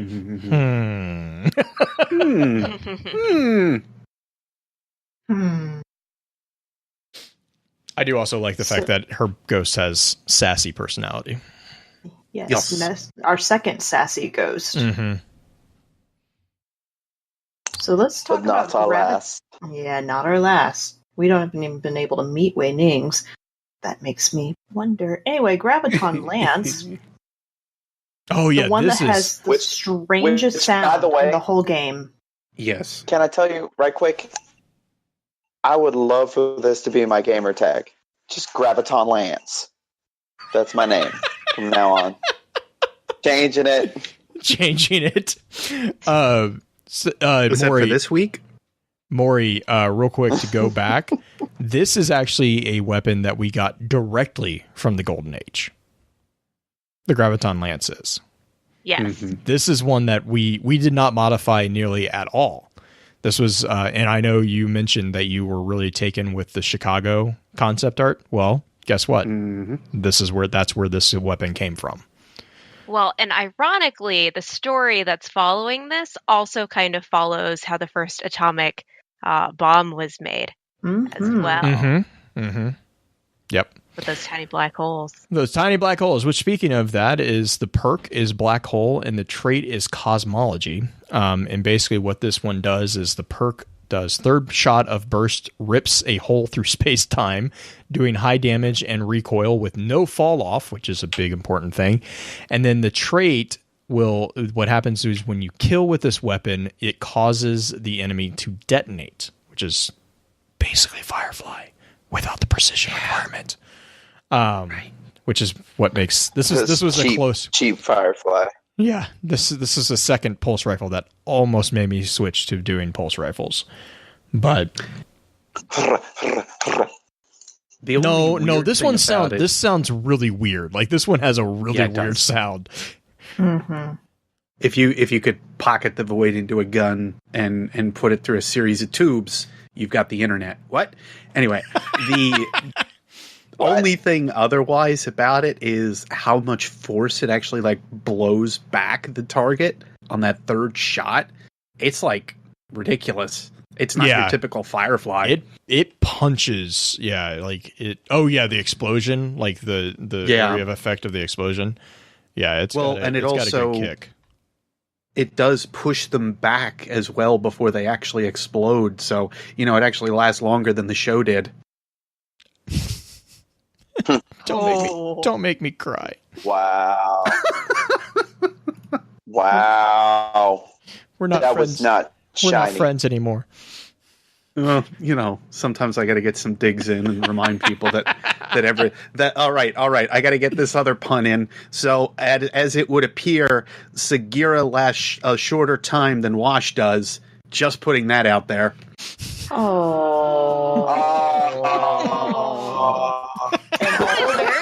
And Beard has suddenly disappeared from the podcast. I don't know what happened. We cut the internet out. Like he was a leaf on the wind. I was going to say, she didn't even have enough time to float like a leaf on the wind. Let's go to Hard Light. Oh no. Now. Yeah. Wait a minute. Speaking of people losing internet. Oh, there he is. Never mind. He's back. He's fine. He's back. He's fine. That upset me. Can you tell how bad that upset me? It was just hysterical timing. I'm sorry. We'll move on. Ping pong gun. Ping pong gun. Ping pong gun of death. Ping pong. Can we call it a wash? Let's just call it a wash. Let's move on. See? I really liked using it for Crota. Yeah. Yes. That's about where I'm at with it. That's about where I'm at with it. It's admittedly very different, and I'll actually read down the perks here because it's one of my favorite guns. The intrinsic perk is called Volatile Light. The additional trait is that you can actually switch it back and forth between arc, solar, or void cores. And this is actually something that's very intrinsic and very typical of Amalon in general. They actually build up these cores for themselves, as well as also build up the liquid ammo displays. It's still very argued what you actually shoot out of an Amalon weapon, if that liquid is actually utilized to fire, or if there is anything different that they kind of use, if that polymer is kind of transferred as typical. But I know my theory has been that they've always converted that liquid into into some kind of like physical bullet, and that's why it drains. But that's different from Hard Light, because Hard Light doesn't have any kind of like moving components. You'll actually physically see on the the stupid the future is chrome, the ornament. Yes. That they utilize. What I love about this ornament is that it is a full. It's a total dig, by the way, towards Apple, because they all said that it was like the future is Chrome, and they utilize that on like everything. The freaking jerks. Anyway, the way that they kind of put this together, though, is that they actually showcase the core in a different manner. And you can actually see it change color. And I love that because it does, again, showcase the difference between this liquid and how the cores work as well. But we don't see, if I remember right, any other weapons that really utilize the core system except for Hard Light. Hard Light is also something that you can kind of dig into with the with Amalon as a faction or as a foundry, because you start to really see what they're kind of about. They're salesmen before they're anything else, and they released this weapon. They make it and everything as a very short supplied weapon. So again, they're kind of following this basic principles of, pre-Golden Age releases, like Apple, you freaking jerks. Hey. Hey, I'm tired of all the Amalon salt. It's not Amalon salt, it's just apple salt. It's complete apple salt. This is what happens when you work in the freaking phone industry, man. I like apples and salt. Anyway. Together? Green apples, like Granny Smith and salt is amazing. That's fair. That is fair. No, it's like It's like sour and sweet and salty on it. Anyway, side thing. I'm running the risk of actually getting off track. Oh, God. side. No. So, anyways, Risk Runner. Just the grunts. Yeah, Risk no. Runner. I'm not going with it. I know. I thought you were going to keep going with it. I didn't want to interrupt your flow. You finally got a segue. I'm gonna say. I guess we had the risk that you were just gonna drop the ball. The risk that I'm going to run into a dead end. Oh, I guess There you go. Brick walls. So, anyways, Risk Runner. Jokes. I mean, go ahead. Go ahead. No, go ahead. I'll shut up. I will shut up. For one Risk time Runner- in my life, okay. I will shut up. Risk Runner is like the checklist for Top Gun. Yeah. It's written like a few other Grimoire cards we've had, too. It's true. Yeah.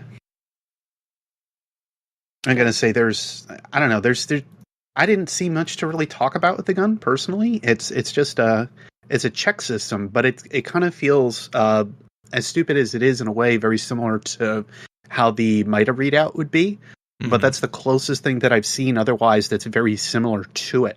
And again, there's kind of they talk about the ARC core, and I'm almost wondering if it isn't like some kind of like Amalon change or predisposition. But looking at the cartridge system not cartridge system, but the actual ARC conductors off the back, I get a very fusion rifle kind of sense from this thing, and I definitely feel like it's more of like a pocket infinity core system.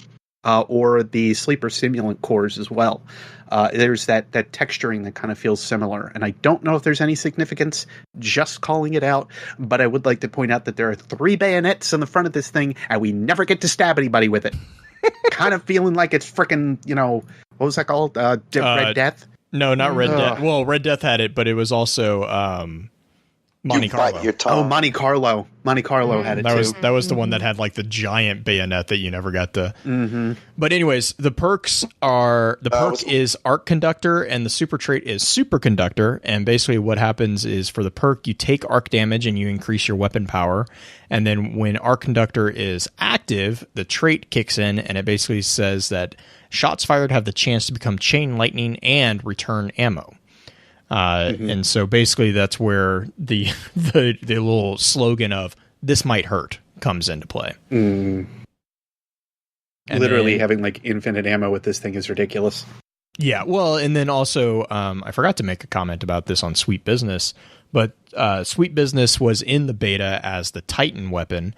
Risk Runner was in the Destiny 2 beta as the Warlock weapon, and then we'll get to the Hunter weapon here in a second, but the next one up is Skyburner's Oath, which is a scout rifle. And this one looks like a spray paint. It looks like a slug. It looks like a slug. Like a paintball gun. Well, it looks like the slug rifle from the Cabal. That's true. And so what this one is it's got perks. The perk is Slug Rifle, and then the trait is For the Empire. The perk, basically, what this does is it fires solar slugs that get stronger when aiming down sights, and then the trait gives it weapon full auto and extra damage to Cabal, and it ignores the Phalanx shields. So you can shoot through the Phalanx shields and get extra damage on Cabal. So it's one of those exotic weapons that is extremely situational, but because Destiny 2 is mostly about Cabal, that situational is actually pretty useful. Green. Maury? So I thought the card for this was really interesting because the first time I read this through, I didn't really catch it, where it said, I shot my own squad on Phobos when death came to wear us like armor. I'm like, why does that matter? But it was like, oh, he was shooting the Taken. So this gun, well, the inscription that is written on this gun is post the Taken King. So this is a relatively recent acquisition by the Red Legion coming against us. Well, and it's also like the card also kind of notes that, or no, wait, maybe I'm thinking of a different card. Hang on. This card definitely is from the perspective of a Cabal. Yeah. I was thinking of a different. I thought I was thinking of one that actually called out the resistance to Gaul. But this one is just the Gaul's or the Cabal's perspective of like, you didn't die, therefore you won. What was the name of the ship that ran into the Dreadnought? Because that is actually mentioned in this. The date wasn't the Daedrus? No, it wasn't. No, it's mentioned in one of the missions. I thought it was the Daedrus 3. Wasn't the Daedrus 3? It's something 3. But you said he rode the Primus' ship that ran the Hive Dreadnought. Dantalion. There we go. Dantalion Exodus. Yeah. There you go. That's thank what it was. Dancing Veru and Chad gave us that. Yay, thank you, hun. It says I rode the Primus' ship that rammed the Hive. So there was a Primus on board that ship when it went and did the beachhead. Yep. Which is also interesting, I think. Well, that was the one that was the one that got was taken. Actually taken. That taken. Yeah. Mm-hmm. Right. And then the Shield Brothers. Yes, I guess saying they were like, "Hey, give us it back, or we blow the ship," as Kate said. Right. Mm-hmm. Give us the Primus. Can we talk about one of my favorite hand cannons that I actually like to use? And this is actually the one that I was mentioning earlier. This is the Hunter weapon from the Destiny 2 beta. It's all full of the sun's light. Yes. And it looks like a raspberry. Mm-hmm. Yes. Unless you get the red dwarf ornament. Yeah, and then it's completely different with Is it Lucky Raspberry? No, that's the armor. So the perk and the trait on the Sunshot real quick is Sunburn and Sunblast. Basically what this weapon does is fires explosive rounds and also highlights enemies that take damage that don't get killed. And then any target that's killed with this weapon will explode in solar energy. So this is like a super powerful Firefly, again without the precision requirement. And if you look at the gun itself, like the picture of the gun, you can see the scorch marks of how much heat is coming off of it. It actually gives that like cool radiating burn marks. It also heats up as you fire it. So by the time you have to reload, if you wait until it's fully empty, the clip is fully empty, it's a bright angry red. Which I love by the end of it because it's actually like a Sunspot. It's kind of a touch of a nod towards Sunspot, and then also how fusion would work because it's like belting that all outward. So the core is full, and then it ends up getting red hot by the end of it. I love it. Maury, what do you have? Oh, sorry. Before I keep gushing. Yeah. Well, this is an interesting weapon because it was made by a mercenary, and one of the things, like we were talking about before, like the new lore that I want to explore is what happened, like before the city and what's happening outside of the city.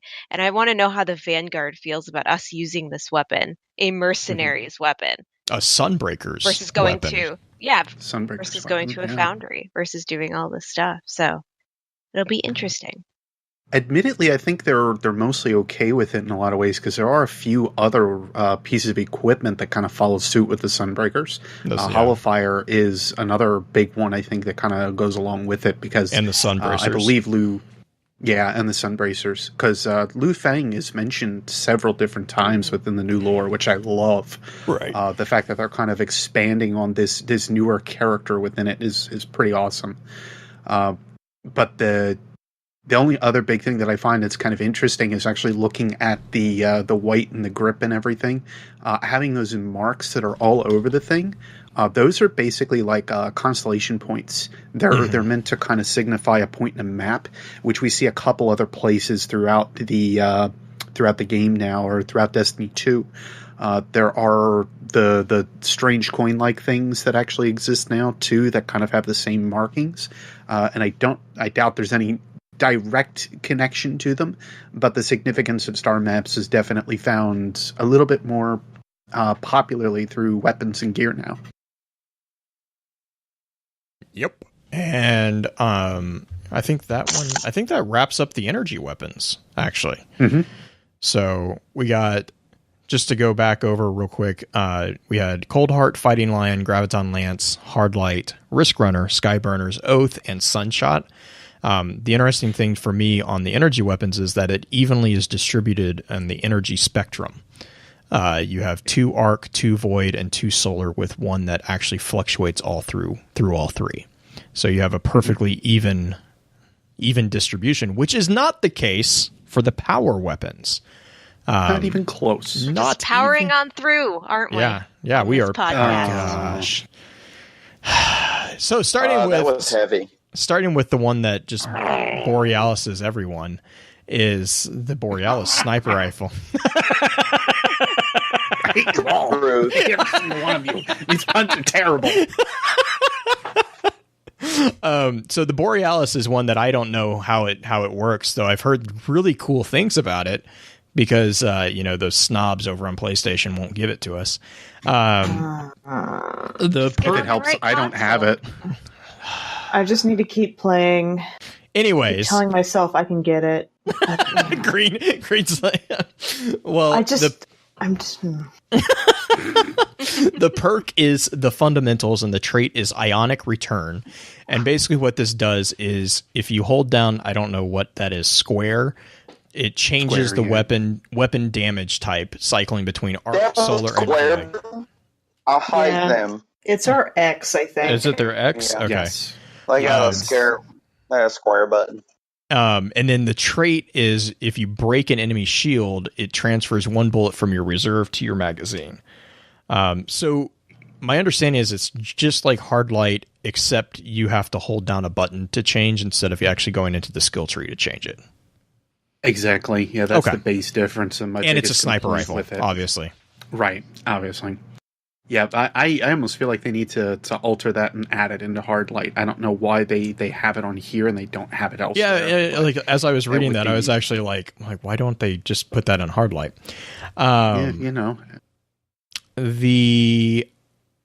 Let's see. It is a result of a project, basically, that and this is all in the lore entry.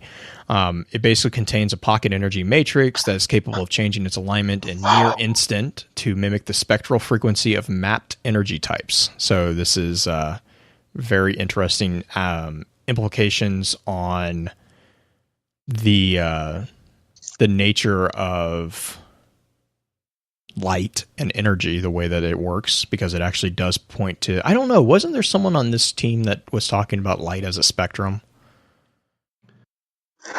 Yeah. The person who's changed his name on Discord, or not Discord, but on Twitch apparently. Yeah, Twitch has opened up name changes, so we might get confusing. But so it basically talks about how this is very similar. It doesn't change the core, though. It changes the energy matrix. So that might be lore-wise why the Hard Light doesn't have the same quick functionality. So yeah, that's the same there. I don't really have anything. I mean, Borealis, you were just talking about star maps. Borealis is obviously another kind of nod to that. Not the star map itself, but that's really all I got off of that one, simply because I can't allow myself to care too much about it since I can't get it. Oh. Well, I mean, as soon as you end up having redacted at any part, you're just like, oh God, why? Well, okay. Anyway, I'm sure Rhino will find some stuff on it because that man is really good about finding weapon lore, Yes. like relations to weapon lore. But I know somebody's been dying to talk about the next gun all night long, and she's even put it in our chat to say that she wants to talk about it first. So go ahead, hon. I want to thank you for using the Data Analysis Reconnaissance and Cooperation Intelligence device. You may call me Darcy. I love this gun. Not just because of the lore, but also because of the way it sounds. I feel like this is the best sounding gun in all of Destiny 2 right now. I think, and this is where I want to add it to the mind map, is that I think this is the sister or cousin gun to Super Good Advice, because both of them are part of the Community of Intelligent Armaments, or the CIA. It's just the sassiness of this gun. Like, I really wish we had a similar mission to get this gun, and maybe there is, because it just dropped from an engram for me, that we had for Super Good Advice, where we had like a sassy gun we had to deal so with. far I think the engrams are the only way to get Darcy. Yes. That we know there's of. no quest line or anything. I want a sassy gun quest line. A sassy gun? Yeah, I want failsafe and a gun to argue with each other. Oh, dear God. Which part of failsafe? Both.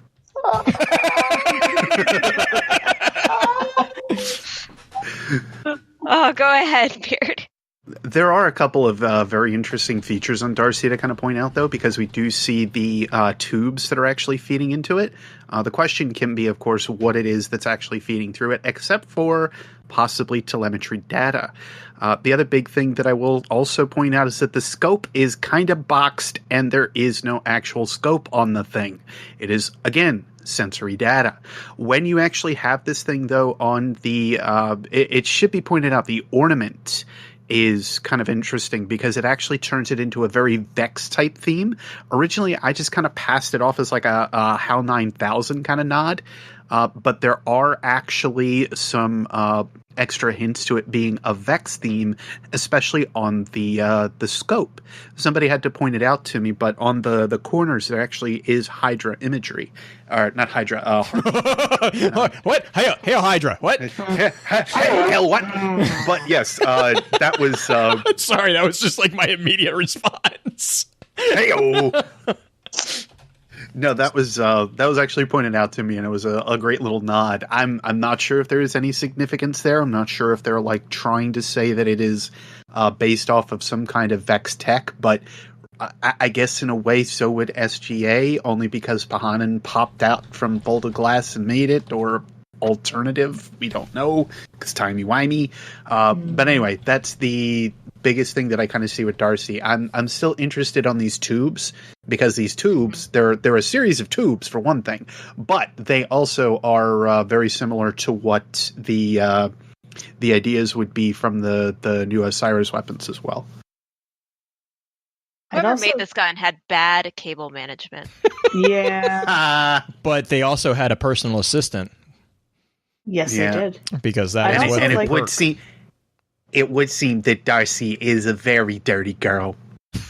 Oh, whoa. Not going there. So the perk and the trait is personal assistant and target acquired. The perk, basically, if you aim at an enemy, you see their health and their other critical information. And then when the personal assistant is active, the weapon has better target acquisition and deals more precision damage. And Green, I know you wanted to say something. My turn. Okay, so the Passacaglia, which is towards the end of the card or end of the entry, is actually a dramatic style of music from Spain, or also used in dances. So it's literally the the drama of combat, the dramatic dance of combat is what they're essentially saying there. So that's a little bit of music history lore for you. So jumping to, Legend of Acrius. This is a pretty quick and easy one because it's been actually discussed quite a bit by different people. But the way that you get this weapon is either through the World Eater or on the Comms quest reward. And the perk and the additional traits are Shock Blast and Long March. Perk basically says that the weapons fire a blast of high damage arc energy that overpenetrate targets. And then the trait, you detect enemies on radar from further away. So it basically increases your radar detection. Basically, this is the Cabal's play off of the Icarus legend with a little bit of a different ending. Yeah. As Tyra's like, the Cabal are not a subtle people. It also is basically it seems to be the exact inspiration to a lot of what Gaul sees about what his role as the leader or the dominus. It explains a little bit of that view of domination and of how they handle power. But yeah, and it's like I said, it's basically the legend of Icarus, or not Icarus. You're right. I gotta say Daedalus and Icarus. Daedalus, yeah, Daedalus and Icarus. Yeah. No, I was thinking of the why did I just blank? The sun god, Helios' son, the chariot. Yeah, Ares, not Ares. Apollo.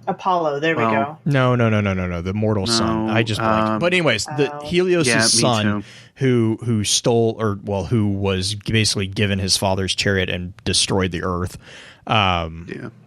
It's kind of like a combination of those two myths, but whereas within humanity and within real life, the myths have a very humble ending and a very strong emphasis on, be wary. The legend of Acrius is very much more grab the power and take what is yours, basically very, very aggressive domination. And so that's where, again, you kind of get the understanding of kind of how the Cabal see that nature, or how they see the true meaning of what it is to be powerful and stuff.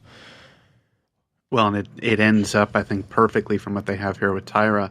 I must also note here that while linguistic analysis of the Cabal language and its dialects is incomplete, they do not appear to have a word for the concept of hubris. Yeah. And the question would effectively be, how would our stories, how would we act if our tales and our ways that we put all our stuff together basically turn to what the Cabal were like? Will we turn more warlike as well? We have these very humble ideas in the way that we were selected, if you will, especially by the Traveler. But this kind of tale basically counteracts that idea of why the Cabal may have been overlooked because they're not humble in some kind of manner. Well, they don't have the understand. Yeah. No, so go. Sorry. If you don't have, if you don't have the concept of it, right, it's hard to have a word for it, and you can kind of see that in a lot of the languages we have in the real world. There's some languages that have multiple words to be able to describe the same concept we have in English. They can describe it in various different ways. Even think about the word love. There's so many different ways to describe love, even though in English we only have that one word instead of agape and some of the other types. Dancing in chat also makes the point that it could explain why Gaul wanted the Traveler, and that was in order to become the sun. And he did become the sun, but the problem with burning bright is that you burn fast, and that's exactly what he did. So, again, really, really cool lore entry on Legend of Acrius. I really suggest visiting Ishtar and reading these. But just for the sake of time, up next we have Merciless, which I believe, Beard, you had mentioned you really like this one. Do you want to kind of talk about this one? Oh, yes. So the intrinsic perk is called Conserve Momentum, and the additional trait is called Impetus. The perk, non-lethal hits with projectiles make weapon charge faster until wielder gets a kill.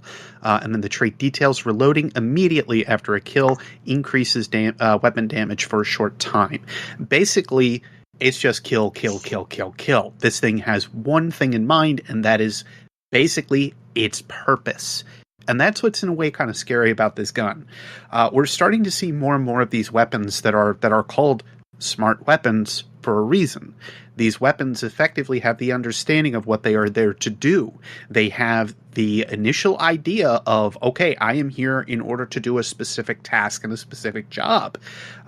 Super good advice to kind of fit that single bill, but you have to prove its idea of being worthy. D.A.R.C.I is another one. Proving yourself to be worthy. And Merciless is kind of this different idea, this different means of kind of fitting that bill, but more in a primitive way, because it doesn't seem like it has a voice.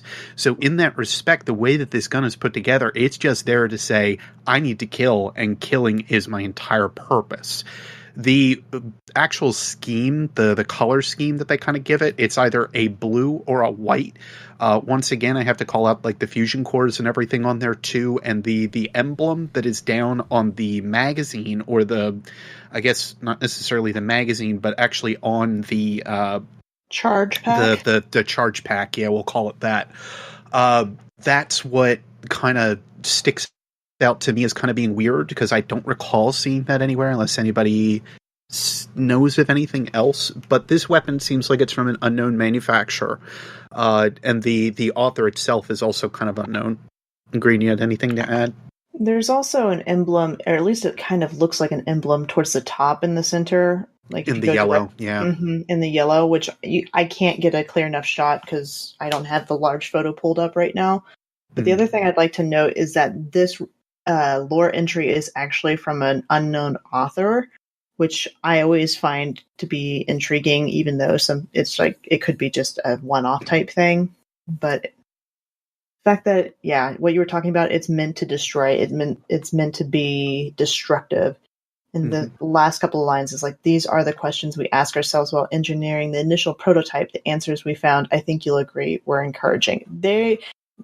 There's a scientific, almost Clovis Bray feel to this gun. Exactly. Yeah, I get the feeling that it was like kind of derived within an Ishtar lab or a Clovis Bray lab of some kind, something to that effect. And then I guess it would just come down to kind of looking into those emblems a little bit further, because I do get the feeling that, especially off of the charge pack or the rounding, I do get this very Warmind idea on how it was kind of put together, or what they were influenced by. But there is a type of primitive AI that is within this, and the only other thing that kind of displays that, of course, would end up being something like the Mida weapons.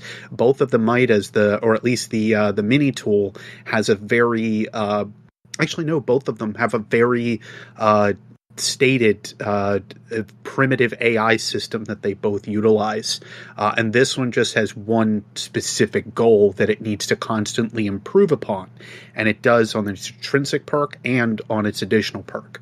They're both go hand in hand, which I find is very interesting and very well put together idea for the gun. But it's also the replacement for Pocket Infinity, which basically proves that we're never gonna get it again. They were so obsessed with the question of if they could, they never stopped to think about if they should. Yep. Can we talk about Tex Mechanica? I'm just gonna let that. I'm gonna let that hang, because I know we're gonna go back to that at some point, and it's such a trap. Listen, if Blue wants to stand on the shoulders of giants and call himself tall. Look, Justin, just because you've been away doesn't mean you have to humor Blue every chance you can. Gosh. So you want to talk about the Prospector?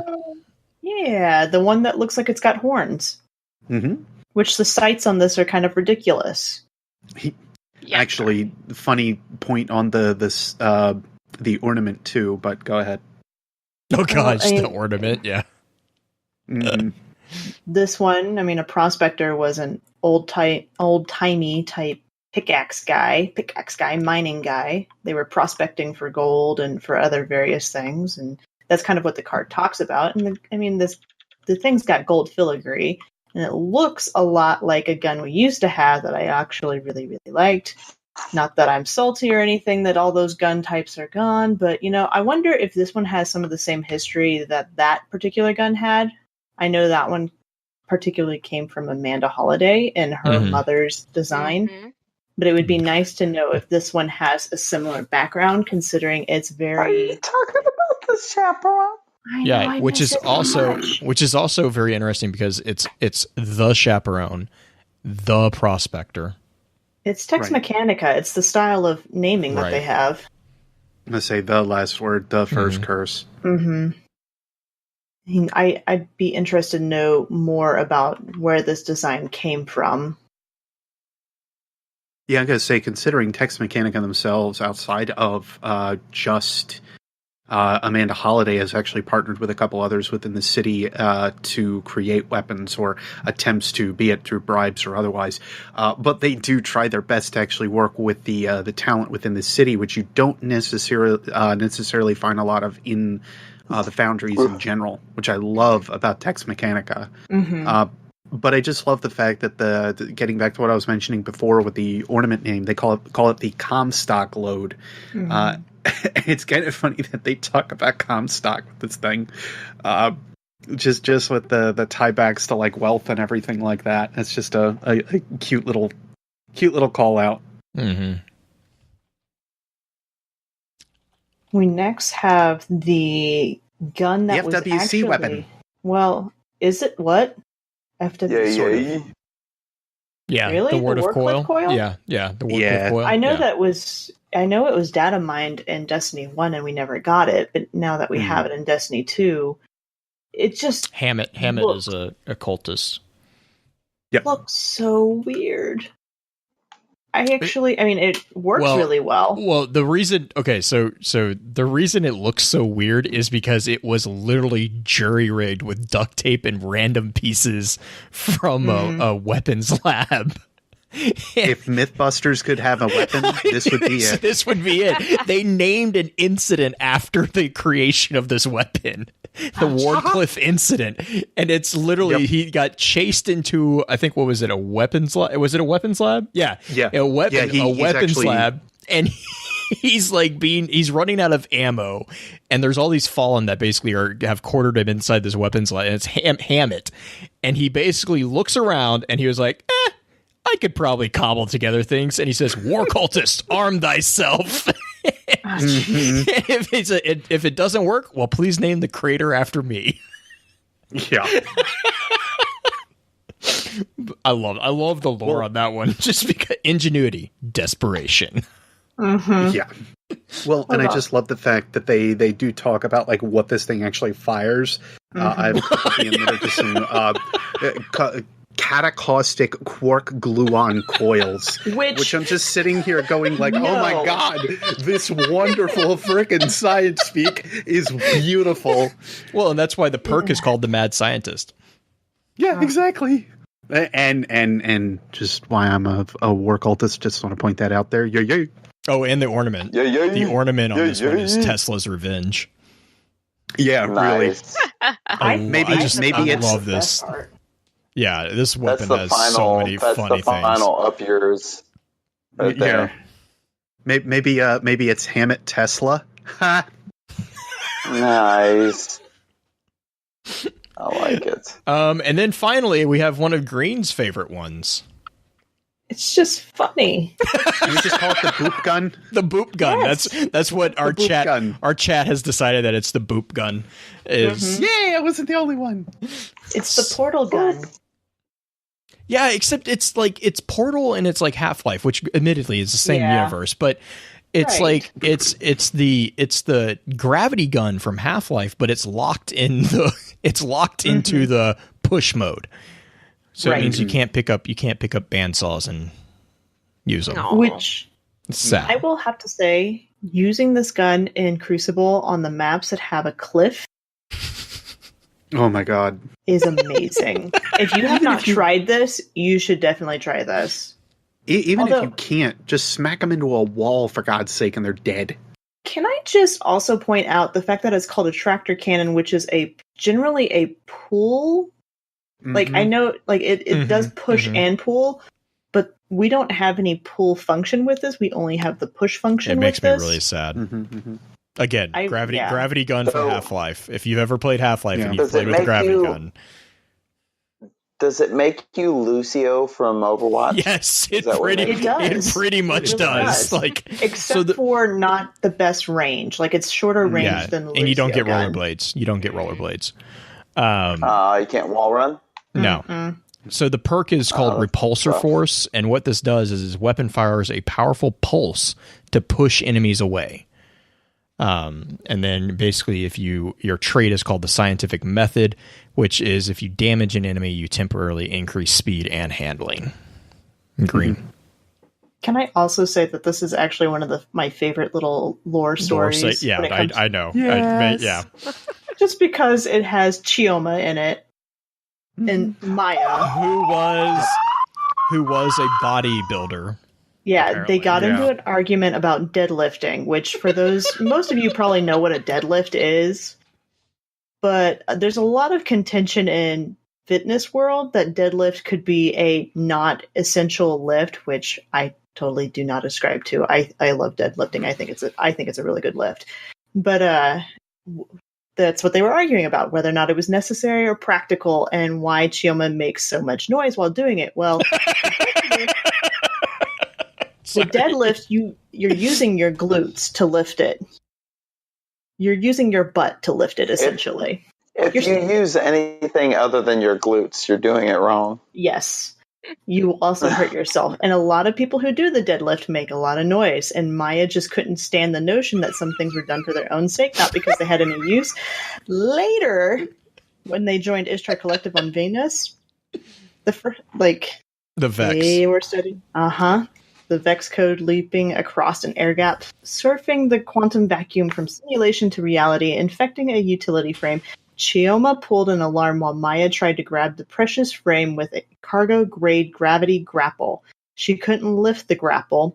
Chioma grabbed it, pinned the frame to the wall, and won the argument. I mean, the fact that she doesn't prove it until they're actually working together and just picks it up. Because she's decades been working out. later, decades, this argument is still going on. Yeah, she won. Not gonna comment on this. She won. It's like picking up a bife. You have to deadlift to pick up a bife. He's a big dude. He is a big dude. And Belle has still challenged me to try to do that, which I need to start getting to the gym if I'm going to actually do that all right. Hey now, he's been working out. Don't you dare. No, that means that means he's even bigger. Is what that means. Exactly. Muscle weighs more than fat. Yeah, a lot. And we weren't calling him fat. He's just, he's just he's big a tall man. Guy. I know. He's very tall. He's very big. Mm-hmm. And I'm like half his size. I'm in the... Is this the forum for Destiny 2? It's called the Salt Mines. Oh, Lord. Who left the Reddit He's in pages? Salt's work. He's working through the story. Yeah. I'm doing Zura's work. Okay. All right, so that closes out the power weapons, and I think that is a pretty good place to move to dispatches, which we actually have a few of. If you guys are okay with that as a summary view of the weapons. Now, obviously, we, again, if anyone's mad because we didn't really go into a weapons lore, we had 19 of them to go through, so again, this was an introduction. We had an introduction. If you guys have a particular weapon or a particular topic on the weapons that you want us to dive into more, let us know, and we will put it on the poll, and definitely have that as an option. Oh, that's right. Blue told me not to tell people to suck it anymore. I'm sorry. It's my fault. What was that, Green? I was just going to say, it would not be far guess that you're going to put like kinetic weapons on the poll or energy weapons. I might break down the classification. Right. I might break down classifications of exotics into exotic kinetic, exotic energy, and exotic power. But again, that's still, I mean, that's what, five weapons, 6 weapons, and 8 weapons. I mean, that's still pretty light dive into some of those. So if there's a particular topic that anyone wants, please let me know, and I will put that particular topic on the poll. I'm more than happy to do that. But real quick, let's run of intelligence armaments. CIA, government. the government. You want to talk about? No, that's a dangerous topic. that transcends into politics really easily. And monarchy, rules overall. Here we go. In the absence of the speaker, oh my gosh, you will get some really great chaos and anarchy. Some really great. I'm sorry. I'm sorry. Have you poked at some of those scannables in the tower to see how Hawthorne's like? Hey. Anyway. Dispatches. Yes, dispatches. All right, here's quickly, dispatches. Save me from myself. Dispatches from the wilds. All right, so we have actually 3 really good ones. The last one actually has a question, and Justin, you're allowed to not answer the question because it has to do with some stuff that you might not know. So the first one is from Millie. We got another email from Millie, and he says, "I'll get you guys another update on my journey through Destiny with my girlfriend, Sleepy Josephine, or Sleepy Joe, or Sleepy Works too. For now, I want to tell you about the threats of I'll punch you, or for now, I will tell you that the threats of I'll punch you in the face have quadrupled in real life because she plays a Titan. My rank with Dead Orbit in Destiny 1 was well over 100. We checked, and it was actually 157, so I'm completely okay with being friends with him now. I'm not totally sure on the exact number, but I can get back to you on that. Lore-wise, this is the cool part. Lore-wise, I lean their way because I see the importance of having a giant fleet as well as needing to expand. I also love the idea of deep space exploration, and some of their Grimoire cards in Destiny 1 are my favorite, especially A113. Love that kind of stuff. However, I disagree strongly with them on completely abandoning Earth. In that aspect, I strongly agree with New Monarchy, that we need to hold the city, hold Earth, and try to restore our golden age. I think that we can do that as well as expand and continue to explore deep space. Future War Cult are just a bunch of lunatics, and they are irrelevant. Thanks, guys. The only thing that's irrelevant is around here is that dispatch. I'm kidding, Millie. That was a great dispatch. So I'm going to read the next one. And then next is actually a surprise for Millie. It's actually from Sleepy Joe herself, Millie's girlfriend. And she says, "Hey guys, it's Sleepy Joe here, Millie's girlfriend. I know he's been writing into you guys for a while now, and I figured I'd give a little update myself to surprise him. So I've never really played video games before. I was pretty weary about starting because I knew he loved Destiny, and I didn't want to play and end up not liking it. But it turns out I love it. I'm trying to start a hunter now so we can play as hunters together. I even made it human so that we have the same dance. We also both have lucky pants. We also just..." Oh, keep going. We also just bought a second copy of Destiny 1 so I can get all caught up. Thank you so much for listening and taking an interest in our story. These are the best people ever. I really like these people. I really like these people. All right, now keep it up, Sleepy. You go, girl. And then the last one that we have is Twin Tuition. And he says, "Hello, I'm Chris, though you can find me on Xbox as Twin Tuition. I am an Air Force veteran, and I really appreciated your thanks on your Titans episode. So, just as a side, no thank you. You don't need to thank us." And he goes on. Yeah. He goes on. He says, "I've been playing Destiny since D1 launch. I'm a casual player. You have gotten me back into the lore, and I find myself logging in just to hunt for new scannables. I play Destiny for fun and therapy. By immersing myself in the game and becoming my character, it helps me forget about my PTSD and depression and enjoy life. My question for you guys is this. When we kill the Fallen in D2, Is the reason why there is the mist that looks like their body when we killed them, the very last their light or their ether? I ask because the Fallen were the last civilization that traveled help before mankind. Keep your eyes up, Guardians. Titan Main. So, oh boy, this is a loaded question that I think people have been debating since the beta. I know we have. I brought it up pretty early on too. I don't know. Well, I'll plant my flag on this. I think it's ether. Really? I'm though, in the because ether camp. you are, because like I can see that for the Destiny 1, and the only reason I hesitate to really strongly agree with that is that if you slow down the animation, it is an actual like very, very close copy of what happened when we had the Traveler's Light taken from us. Like it is an ethereal copy of their frame, and it changes based off the Fallen that you've precision killed. Like a Vandal has a different one. Lose their light at the same time. Well, and see, this also ties into a larger argument of mine that Green and Beard and Justin are probably very familiar with, is that I don't think that light is exclusive to anything that the Traveler has. I think light is a universal constant. But Green, yes. I know, I'm so with that.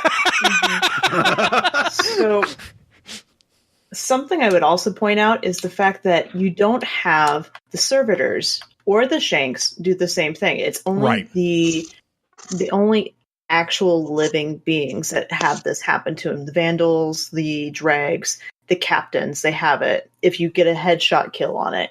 If it was Ether, I would say that the servitors would explode with more. Right, because they're the ones who feed the ether to everything else. They're the ones they're creating the ether for the rest of the Fallen to actually consume, if that still applies. Wasn't there a thing in the European Dead Zone where they said they were running out of ether? Yes, there's an adventure. Yeah. There's an adventure where, and it's not just them, it's the Cabal are running out of theirs as well. Like all the foreign elements, which makes sense because it's foreign elements. But the Fallen have been running out of ether since we met them. Like, but they are running since the Reef Wars and then some. Right. Mm-hmm. Yeah. There is a adventure that has them stealing stuff from the farm. And then there's also the mission on Titan, in which you have the reactor, the one with the hidden ending that I managed to finally get. I know, it's so cool. I love that ending. It is. But the one where the captain is stealing the reactor engine to basically give to a servitor so that they can like triple their output of ether is because they're having to dilute their ether so that it lasts longer. So yeah, they are running out of ether, but I'm with Green on that. If it was solely ether, I would expect that servitors especially would have like a massive exodus of that material. And Beard, I know Beard has commented on this before. So what are your thoughts on this one? Spinfoil caps on, guys. You ready for this one? All right. So we did see in Destiny 1 that servitors do just kind of go boom. There is no ether that's kind of left over by them. They are converters of this matter. Yes, I know I have 10 minutes. Good grief.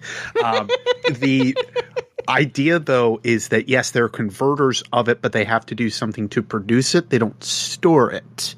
So in that respect, we kind of see that with some of the other public events that we have that are out there, like the all too common one where you do see the servitor and he has to go ahead and like produce it or transfer it, so on.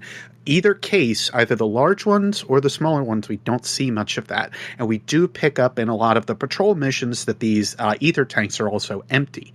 As another side note, we do see that a lot of dregs and even vandals don't have masks on.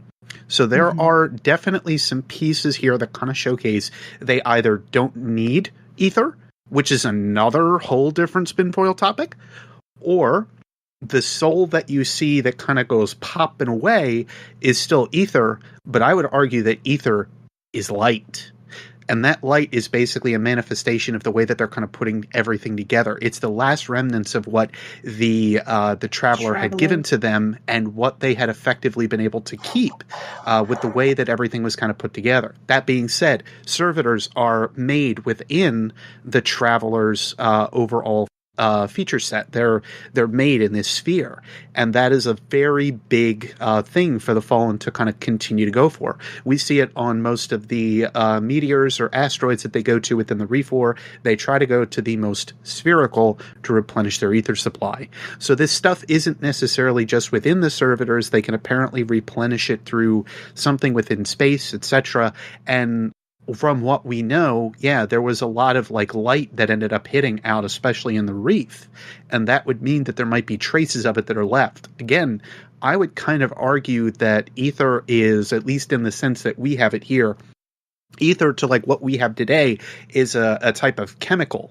It's used in numbing pain and so on, which could kind of be the same idea. But if we take it from the idea that ether in the sense of the Fallen is converted or some kind of chemical light, that's what could also kind of carry over. So I would almost say that it's both because of the nature of ether, the way that it's kind of put together. Point over. Go ahead, Green. We do know that you can manipulate light that is left over from the Traveler, because we have a great example of that over on Io. Yes. Because Asher tries to manifest or tries to transfer light that is still left on Io itself with that giant spewing fountain of light inside of the base, which is actually one of my favorite little adventures to run. It's nice. It's real nice to actually see that that light is something that is not just Traveler given, that things that were touched by the Traveler still have an excess of light.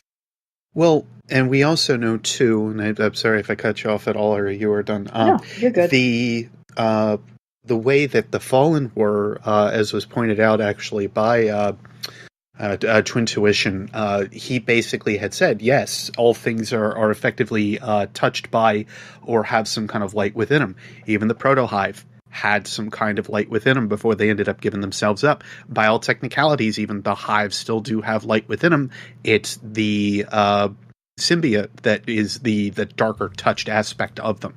But when all is said and done, with this link to the light, the way that all things are kind of put together, it's more of it's a link to life more than it is much else.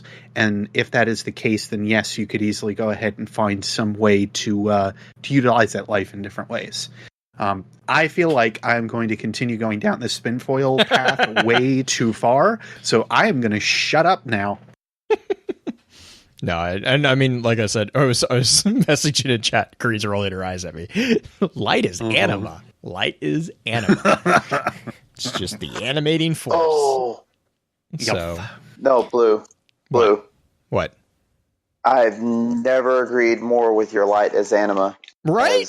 I have when I saw the cutscene where they masked the Traveler and the starfish of death. Gaul, yeah. And then right.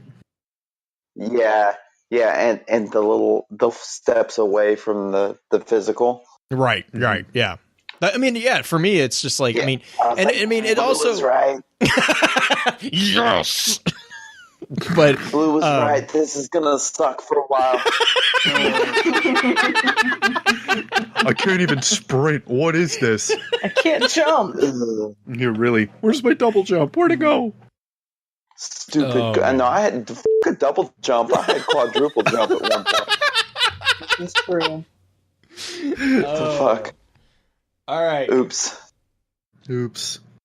All right, shout out time. Oops. Maury, what do you got? My bad. Hello, everybody. I was super happy to be here. Thank you so much, guys, for having me. We need to do it again. Lore Chat, of course. We need to do it again. So in a year. I am in a year. We'll just put it on our calendars. Sooner, please. Yes. I am the community manager of the Dames of Destiny and all women clan within the Destiny community on all consoles. So if you are looking for a group of ladies to play with, Sleepy Joe, looking at you, come join us. I also do a Simi lore stream every Wednesday on the Dames of Destiny channel. After the Thanksgiving holiday here in the US, I'm going to be doing a quick little series on a primer for Osiris for people who hate Osiris. Oh. Just so we know what we're getting into. Which is apt, given that you're the one that's leading it. Yep. Yeah. It'll be I was about to say, wonderful. you've got my attention. Don't let me on there. Mm-hmm. I'll give you a mind map. It's a primer. It's a primer, Blue. A primer. Beard, what, you got any more for us, Maury? No, I'm good. Beard, take it away, sir. Okie dokie. My continued shout out, of course, to Guardian Con, St. Jude, so on. You guys have heard this enough from me. But do not forget again, July 13th to the 14th. I think I keep saying this for my sake, so I don't forget the date, so I can actually get a ticket for a plane in April. But anyway, we're supposed to get tickets for planes. Oh God! Wait a minute. We have a place to stay. I know we have a place to stay. Though, is that enough? But that is always my biggest shout out, of course, until it is come and gone, and then I'll just start talking about it for the next year anyway. Anyway, everybody's going to get sick of me. It's only because it is such a good organization. I think it is probably the best thing that arguably Broman and Gathalion and all the other guys end up doing every single year, just to kind of bring everybody together. Organizing that is a big undertaking. So I definitely give them a lot of props for it. Otherwise, bigger shout outs. I need to honestly give a major shout out to a few people that are out there that have called a big thing to my attention, which is, and I've said it in a few places now, apparently YouTube is kind of at it again in a way.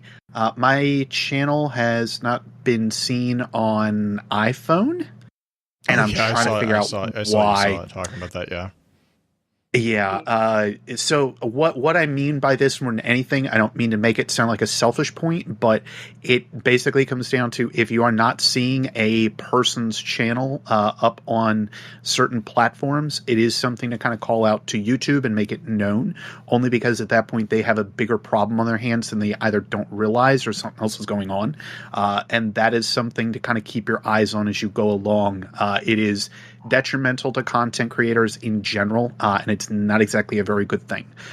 So thank you to all of those that kind of pointed it out, because we've actually gotten to the bottom of it. It isn't just my channel that is having this problem. It is actually starting to be a bigger problem, and it might be something we need to report on. So thank you. Get the word out, kind of know about it.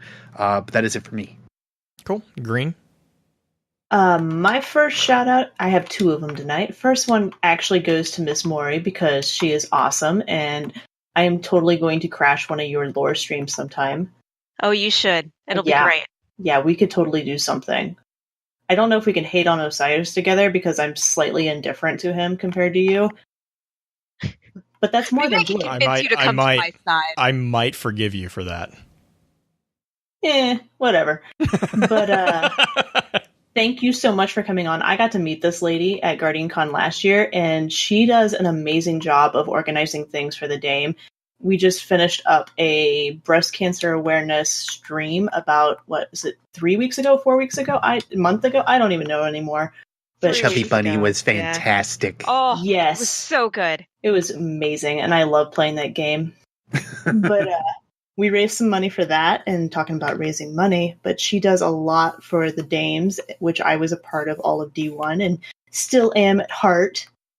Still love my Dames. But yeah, thank you so much for coming on, hun, and I'm excited to see you come back on again, as I appreciate your input.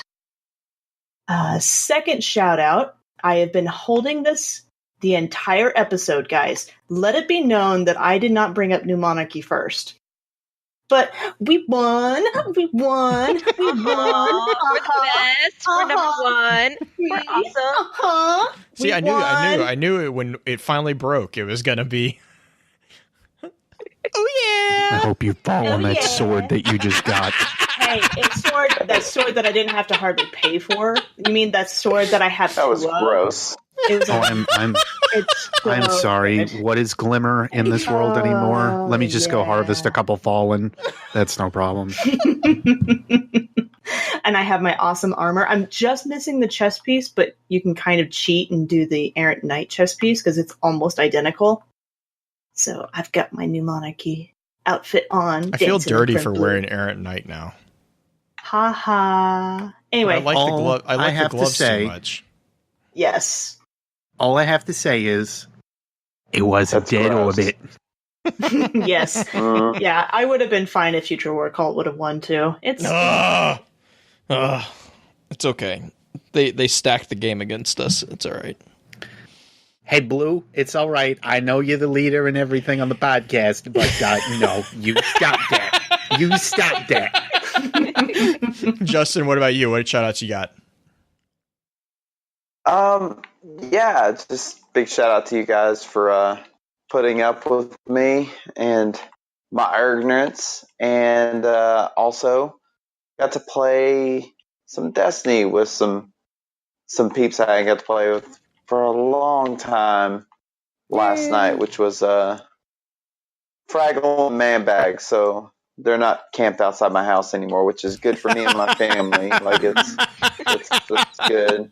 It's good for everybody, right? So also, yeah, just looking forward to getting back into touch with everybody. Been missing everybody. So yay. I've missed you. I'll put it that way. And we haven't even been on a podcast together until now. No, I've missed. You know what I've missed? I've missed the awkward silences and our less than awkward silences. You mean all the awkward silence that we have because we've never been on a podcast together? Anyway. Every silence we've ever had is what I've missed. All right. Well, next topic is obviously we're going to have the week off. So we are just continuing in Discord. We're going to continue talking about exotic weapons, which I know a lot of people had. I'm going to sound like a freaking expert at that one. Taking the week off. So I know a lot of people wanted a chance to kind of dive into some of those, like I was saying, some of those more interesting lore entries on the weapons. So this is the week to do that. Other than that, we hope you guys have a great holiday. For those who are celebrating a holiday, if you already had does it come earlier or later in Canada? I can't remember. Earlier. They had it last month. Okay. Well, if you already had it, hey, you know what? A great belated Thanksgiving for you, because now I get to have it. So do it yourselfer. But you guys, we're gonna run through an outro. We might try to crash Justin's story mission run and give him some help. So, but good guys, I don't know what the F I'm doing. All right, let's run through outro. With that, we'll begin to wrap the chat up. Thank you again to those over on Twitch for coming to spend your evening with us. If you'd like to join us for the live streaming of the episodes, please be sure to give us a follow over on twitch.tv/FocusFireChat.